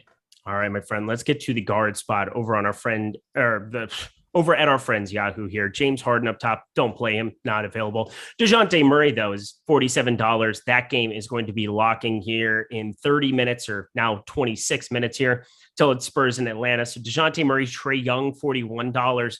But the guy, once again, on this site, he just locked. LaMelo Ball was the guy to lock and load. $38 was too good to be true at that number. Yeah, he's popular at 32.6%. But is there anybody else that you would prefer at the top end of guard over him, Greg? No, I mean, he was my go-to guy as a pay-up option at guard everywhere today. I mean, he was my favorite pay-up option just in general for this slate, LaMelo Ball. So I don't feel any differently here. And I don't know exactly what this translates to on salaries on FanDuel and DK, but it seems like it's slightly cheaper, does it not? Yeah, it's a little bit cheaper relative to it, because $9K on DraftKings, you're talking about a $3K floor. You talk about $12K being like the top tier in terms of like what you have Embiid and Jokic kind of going for. Over on Yahoo for this number, a $10 floor relative with LaMelo Ball at 38, but then you're looking at 56 and 53 for Embiid here. The other thing too to take into account is you look at the point guard position, and if you don't play LaMelo Ball or Trae Young, you have Bones Highland, who's $11, and I think he's getting a little bit more attention there. I don't think I would punt with him as opposed to, small forward where you've got Buddy Hield, who was at $12 on this slate, who just locked. That would have been an absolute smash. You had a $10 O'Shea Brissett. So the forward and the small forward and power forward spots were just so laden with value that was better that I just thought LaMelo Ball, $38. You just plug and play and figure out the rest of your lineup. Yeah, I mean, he's so in the build that I have here for Yahoo, he is my most rostered player, point guard or shooting guard. So I'd certainly love getting to LaMelo here. Somebody else at point guard, though, who I assume that people are not going to be wanting to get to just because of his injury status. Ayo Dosunmu. He is $18 on Yahoo. And you consider the role that he's played for this team as of late. I think that's a really, really good value play. He's projected for 2% ownership right now. That is a really good tournament play to me. I really like that too. Here we've got 2 starting lineups rolling in. Again, this is why you want to stick around for this half hour, because we're going to continue to give analysis throughout the entire thing as we talk Yahoo. Celtics starting lineup: Smart, Brown, Tatum, Horford, Robert Williams. You don't have Derek White just get inserted into that lineup. I didn't expect that, but just something to look out for. But the Nuggets one, we got Bones Highland confirmed in. Barton, Gordon, Jeff Green, Jokic. Bones Highland, just an absolute smash because of the shooting guard eligibility over on DK for me. Yep. We talked about Bones Highland before. He is my most rostered player today. All right. Jordan Lockhart. Whoa. Haven't seen this guy in a while. Member for 4 months. Missed you guys. We missed you too. Member way longer than 4 months. I had the feeling of that, but maybe the badge thing just got clicked on within the last however long. But Jordan Lockhart in the building, celebrity of the Awesemo.com Hall of Fame streets. No doubt about that. Good to see you, my friend. Hope the car dealership is going fantastic too. Well, you know everything about him, but yeah, Jordan Lockhart. It came up on a show one day. Jordan Lockhart. Good to see you back in chat. Good to see you back in chat. Yeah, just win 100K today per usual. That's kind of the game coming in here. I'm stuck with 5,600 and under on a Duque for utility. Who should I play? Again, I think a lot of those guys we discussed kind of in that same ballpark and number from earlier, but might as well just rehash it one more time because I always like taking random questions here and there when we can. Dosunmu, there you go, 5,600. If you wanted to play a guy who's 2% over on DK, we just talked about him. What coincidence that is. Clint Capella for me. He said utility, right? Yep, utility. Yeah. So for me, yeah, he's 50. I mean, the guy I've projected the highest there is Goga, but I still do like Clint Capella as a tournament option. All right. No problem with that whatsoever. Man, Marcus Smart is getting so much rostership in this spot. It's really surprising to me on DK. I have no idea how he's up to 17.5%. Maybe the Derek White news will change that drastically. We shall see here. I expect it to. By the way, so for me, I had, what was it? I think it was like 12% exposure to Marcus Smart. But then once Derek White was confirmed in, that went to 0 of Marcus Smart for me. Jordan Lockhart, $20 now. He gets his free 4 months. And then he's like, you know what? Here's $20 for you guys, because that's the kind of person he is. It felt wrong getting a free chat. Appreciate you guys. Need a 100K win tonight. Good vibes. They're all sent to you, my friend. 100K night, definitely within the realm of possibility for you. Best of luck. Go get it. By the way, if this works, you talk about an investment. If you leave a $20 super chat and that guarantees you a 100K payout, that's a pretty good situation. It's a phenomenal situation. But you know what? I can't say anything. We'll take it. We will definitely take it. And I think you, once again, will take it as well. 100K, that's great. Jake Lindland, utility in the DK 555. Kobe White, if Io out, or Capella. I really think Io plays today. Same. Now, maybe I'll be proven wrong, but he was in the concussion protocol. I believe he passed the concussion protocol. He practiced with the team. Everything to me trends towards him playing. So that's been my assumption all day. If he's out, because just to answer Jake's question, then it would be Kobe White. But I'm saying Capella here. All right, my friend. Let's go back to Yahoo here for a second. We talked about some of the expensive cards there. We talked about some mid-range options. Let's head over to forward here. 20 minutes left to go. We'll get some games started here, but no doubt about it. Yahoo, a little bit different because you had Buddy Hield and O'Shea Brissett at 12 and 10. Hopefully all of you playing over at Yahoo just played a bunch of them because they're starting, and that's just too good to be true at those kind of numbers. I like them a lot more than Matisse Thybulle, who is also a cheapie down there, but looks like that would be kind of primarily where I would go in a lot of those spots over on Yahoo. On the top end, you had guys like DeMar DeRozan, Jason Tatum, Miles Bridges. If you had to give me one of them, I think I would probably be going towards DeRozan and find a path for $43. But considering you get a cheaper LaMelo Ball and you have the centers that have 60-plus point upside in Jokic and Embiid, I think I would just be shying away from paying up period at forward. Would you agree? Let's see. Sorry. What was the question? Just talking about the expensive guys. There wasn't any forward that I had any interest in playing expensive over on Yahoo. You had DeRozan at 43, Tatum at 40, Miles Bridges 32 would probably be a little bit of appealing, but that game just locked. I didn't really find anybody to pay up for. You have Anthony Edwards, your guys at $29 there. That seems decent enough if we get any sort of resemblance of Anthony Edwards of 2 months ago. Does that count as a pay up? Because because now that we have, like, Buddy Hield is clearly the top value play forward now that he's starting. Buddy Hield's nearly min price on Yahoo. Yes. So if we're considering Anthony Edwards as a pay up option at $29, he is the forward I have the second most exposure to in this build outside of Buddy Hield. So to me, that would be the answer. All right. And then Devin Vassell over on this site, we just got word he's $19. Way to go by Yahoo, preemptively pricing him up there. They said he was going to start, and sure enough, we did not get popped from all appearances here. We've got Murray, Vassell, Johnson, McDermott, Pirtle. Would a $19 Devin Vassell be in the realm of playable for you? That's a really steep price tag for him. I mean, just consider this. And I know the game's already locked at this point. Buddy Hield was $12. I haven't projected for more fantasy points than Vassell at $7 less. It's pretty ridiculous. Anthony Edwards is only $10 more expensive than him. It's a totally different situation when you're looking at Vassell at $4K on DK versus $19 over on Yahoo. So not really appealing there to me. Warren Scott, smash like Boucher. Maybe we can get 5X from Bones. Easy over there, fuzzy little man Peach. I tell you what. Chris Boucher was by the way, a great Boucher was on pace to be a total disaster yesterday if it wasn't for Siakam fouling dudes. Yeah, it was. It could have been a very, very big disaster. But at his ownership, I would have done it all over again and twice on what day was it yesterday? Thursday. I would have done it twice on Thursday. You can't play the results game. No, and he wasn't good, but he wasn't terrible either. He should have, I'll say this, he should have been bad, but Siakam got in foul trouble and bailed us out. Yes, he did. But if he had played better in his first rotation, that's where it changes and you can get him, lower owned because once again, Precious Achiuwa and him, it's definitely variable there. Can White fail at 4,400 on FanDuel regardless of IO? That is from our friend Green Checkmark. Yes. Like, I mean, it's not like he's great or anything. You know, He's not my favorite. He could just not make. He's pretty dependent on scoring. He just not making shots. Yes, he is. I think IO plays though.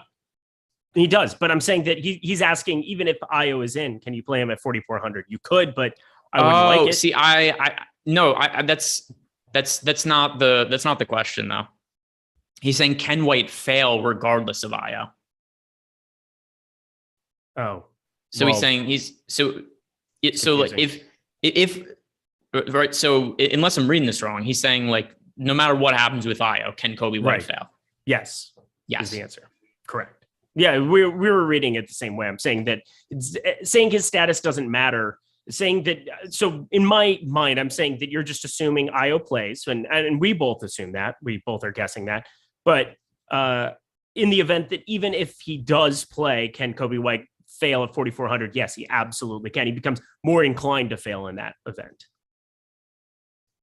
Yeah, I mean, well, so the other thing too is, you can't say that IO is irrelevant in the picture. Like, I don't think you should phrase a question by saying regardless of IO, right? You have to consider whether he plays or not as being pretty important here.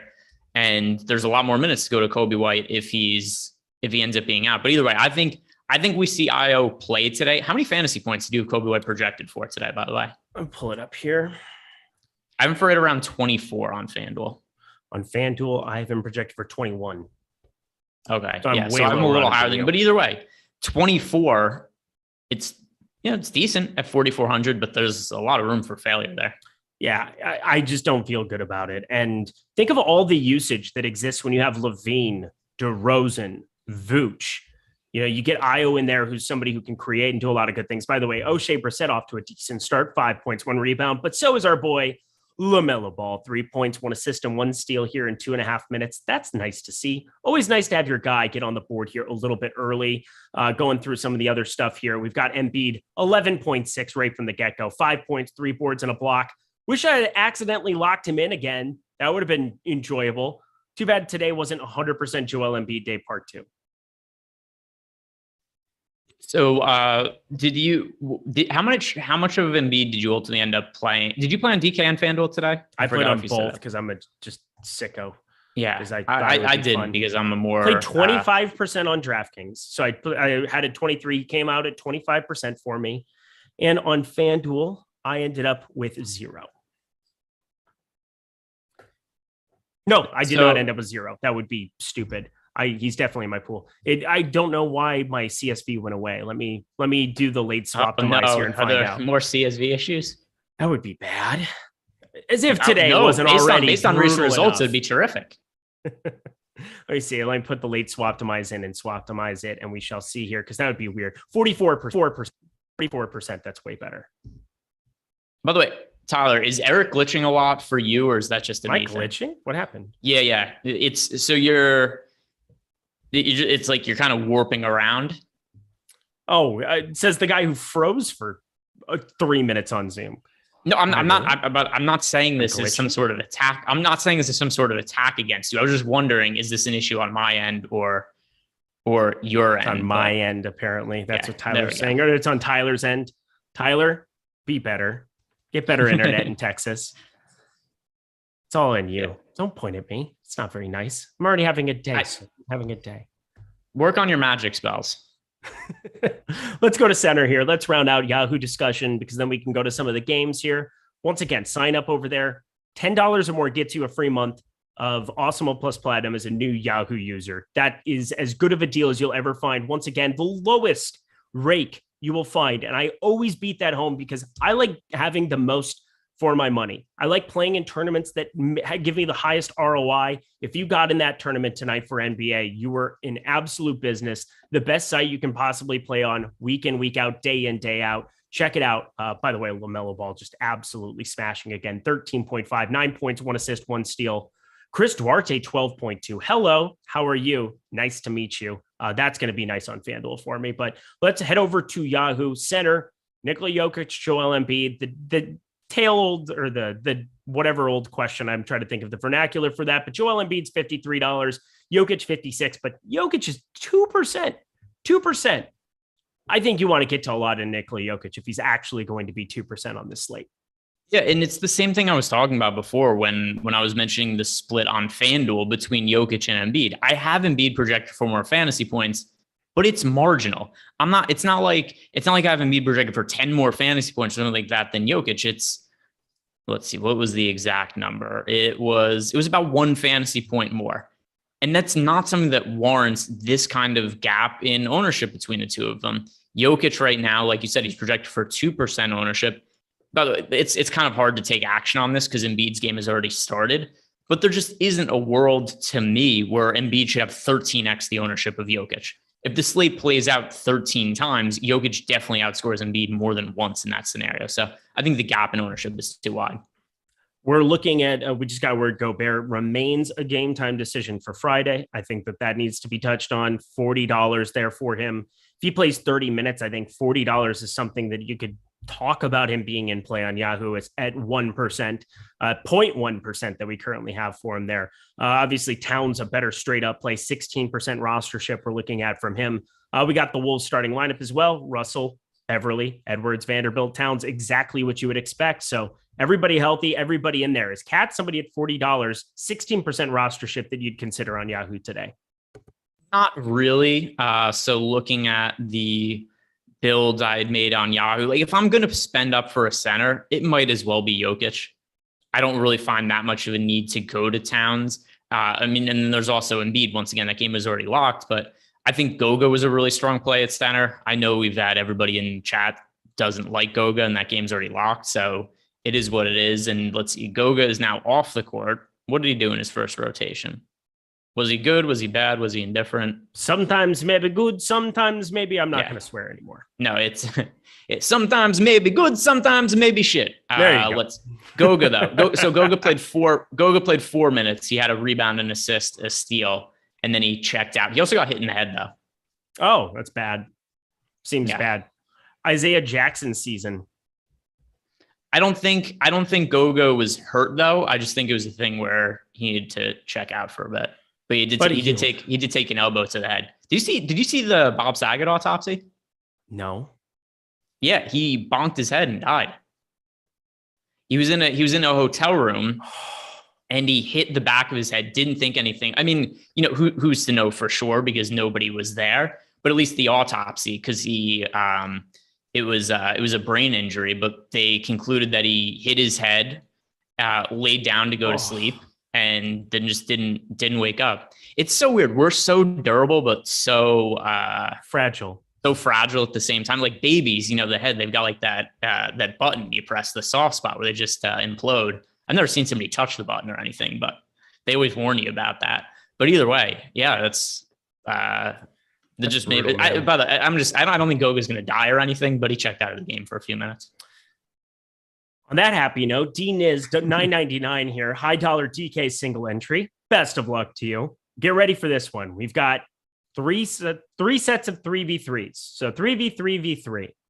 Io, D'Lo, Tatum, Io, Edwards, Donovan Mitchell, or Rivers, DeRozan, Towns. All right, so I don't like Rivers today. Me either. But I'm saying that he's a pain in the ass on this slate. Damn it, I swore again. Damn it, I swore again. So we don't have to worry about Rivers, right? We're taking that one out of the mix. Mm-hmm. Now it's Io versus Io.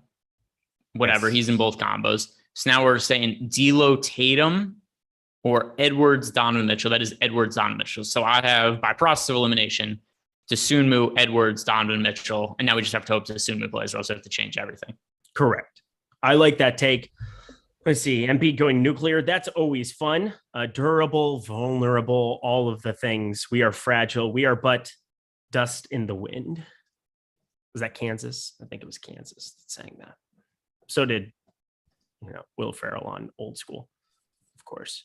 It was the best rendition. Tyrese Halliburton, step back 3. This dude, 5 points, 1 assist, one rebound to start off. Brissett, great start. 5 points, 1 assist, 3 rebounds. Good thing we both got to a little bit there. Thanks, Chad, everybody, talking through that one a little bit. Buddy Hield knocks down a 3. Welcome to the team here, fam. 3-1-1. And Duarte 8-1-2 here. Karis LeVert going back and forth with his old team here as well. Already taken 5 shot attempts now in this game, 4-1-2.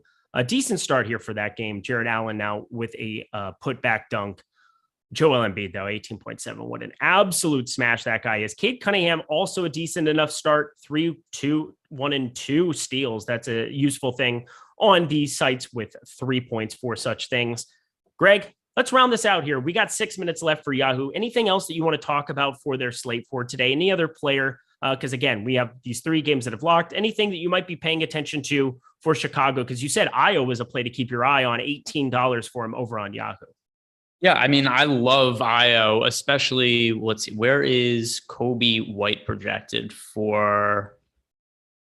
Well, Kobe White isn't expected to be in lineups either. Kobe White has 0.2% he's expected to be in lineups compared to Io at 2.4% of the field's lineups. Either way, though, that 2.4% for Io is way, way, way too low. Let's look at some of the recent games that he had prior to him getting hurt. Io. So last game he sucked, but before that, 23, 40, 28, 30, 34, 28 fantasy points. I was been really good in the starting point guard role with all of the players out for the Chicago Bulls. He's cheap. He should be somebody I think is rostered in like 15 to 20% of lineups, and nobody is rostering him, probably because of that questionable tag. Probably because of the questionable tag, no doubt about it. Holy mother of God. I love LaMelo Ball. This dude just smashes for us. 25.1 already over on FanDuel.com. 9 points, 3 boards, 3 assists, and 3 steals. Oh, baby. What a day to be alive. Yeah, and the Pacers apparently running a deeper rotation today. So they've already got Jalen Smith and his goggles are in. Jalen Smith making his Indiana Pacers debut. Welcome to a team that might actually want you. We'll see. We'll see how it pans out because Jalen Smith for 3 right off the bat comes in and knocks down a 3 assisted by Buddy Hield. This is the upside down. This is the upside down. Buddy Hield playing a 2-man game there. Jalen Smith knocks down a 3. What is happening in the world? I mean, that's the game I have on here, but how much time do you have on your screen? Because I just saw Jalen Smith hit the 3.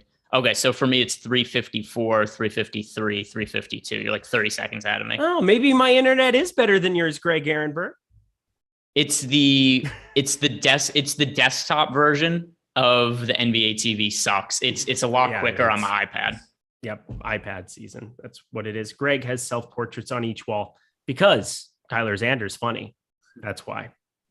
Guys, it's the weekend. It's Friday. I want to see some Super Bowl takes. 1.2K viewers in here in chat. I want you to put your money where your mouth is. I don't want anybody coming in here and saying, I said this was going to happen in the Super Bowl. I thought this was going to happen in the Super Bowl. Let's talk Yahoo because that's fun to do. And we'll also round it out with this. Sign up and play in that $1 million big game baller, 150K to first. Really fun structure. I got to cover it with Adam Kaufman on a show previously. Check that one out here. But the salaries work out so fun over on Yahoo because Joe Burrow's $33 as opposed to Stafford $30. We could get some wonky rostership numbers for Yahoo tomorrow. Jamar Chase is actually the second highest tagged player. So both quarterbacks are cheaper than Jamar Chase. I'm telling you, could be really fun to play over there, really profitable if you're using all of the Awesemo Plus tools. But I want to see your takes here on, we're getting a lot of who day there in chat. I mean, that would be surprising to me if they just went outright and just murdered the Rams. But I think every other kind of event is on the board. Greg already said he picked the Rams. I think the Rams probably win as well. I think it's maybe a little bit closer than Greg does here. But anything else you want to recap on the Super Bowl? Because I think it's going to be a great game. You know what an octopus is? Yeah, isn't it like 14-1 to get thrown onto the field?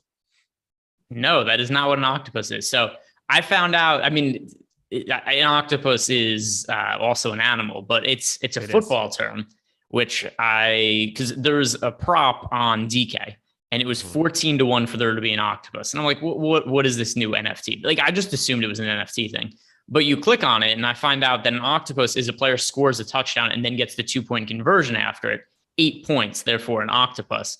But whoa, I didn't I didn't know that was a thing, but apparently it is, and it's something you could bet on. I don't think somebody's going to have that. When I read that, because I saw the tweet, that's how I knew it was 14-1. I saw a tweet about it where it's 14-1 for an octopus. I assumed it was like hockey when they throw the octopus onto the rink.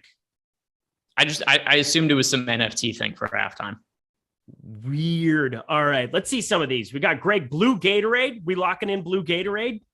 No, don't bet on. Don't bet P. on Ryan MVP. You're high out of your damn mind, but good for you. I thought it was a stream within a stream. I streamed a stream of days gone by. That's a lame miss for everybody. T for MVP. That would be sick and not good for me. Odell, 25-1. Again, 16-1. Aaron Donald. I think that was a decent enough take. If that offensive line gets completely shut down, that would be a problem. But give me your last Super Bowl take. So we already had that. You talked about Aaron Donald for MVP, something you liked. You thought the spread was a little bit wonky. Give me one more Super Bowl take, Greg.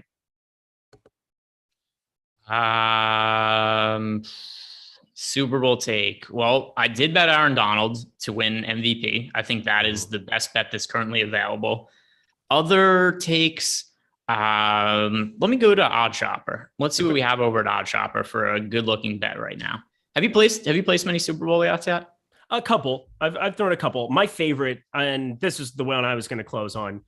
We've got 64.5 rushing yards. I want the under on Cam Akers, everything. I don't know what Darrell Henderson activated or what that could possibly do if he's going to get upgraded to the 53 here for Sunday. But even 2 or 3 carries off the top, the guy's averaging under 3 yards per carry in his 4 games here this season. People are acting as though he's got like 80% of the workload here. And even so, the Rams have not been very efficient running the football. Part of that is because they're so good throwing it here in a lot of these spots. And Cam Akers, I just think 64.5 and minus 115 is kind of the prevailing number. That's just too much. I think Sony Michel, he's only fumbled 1 time this entire season, whereas Cam Akers in his 4 games has now done it. He did it twice against Tampa Bay and almost cost them being there. So give me the under 64.5 for Cam Akers.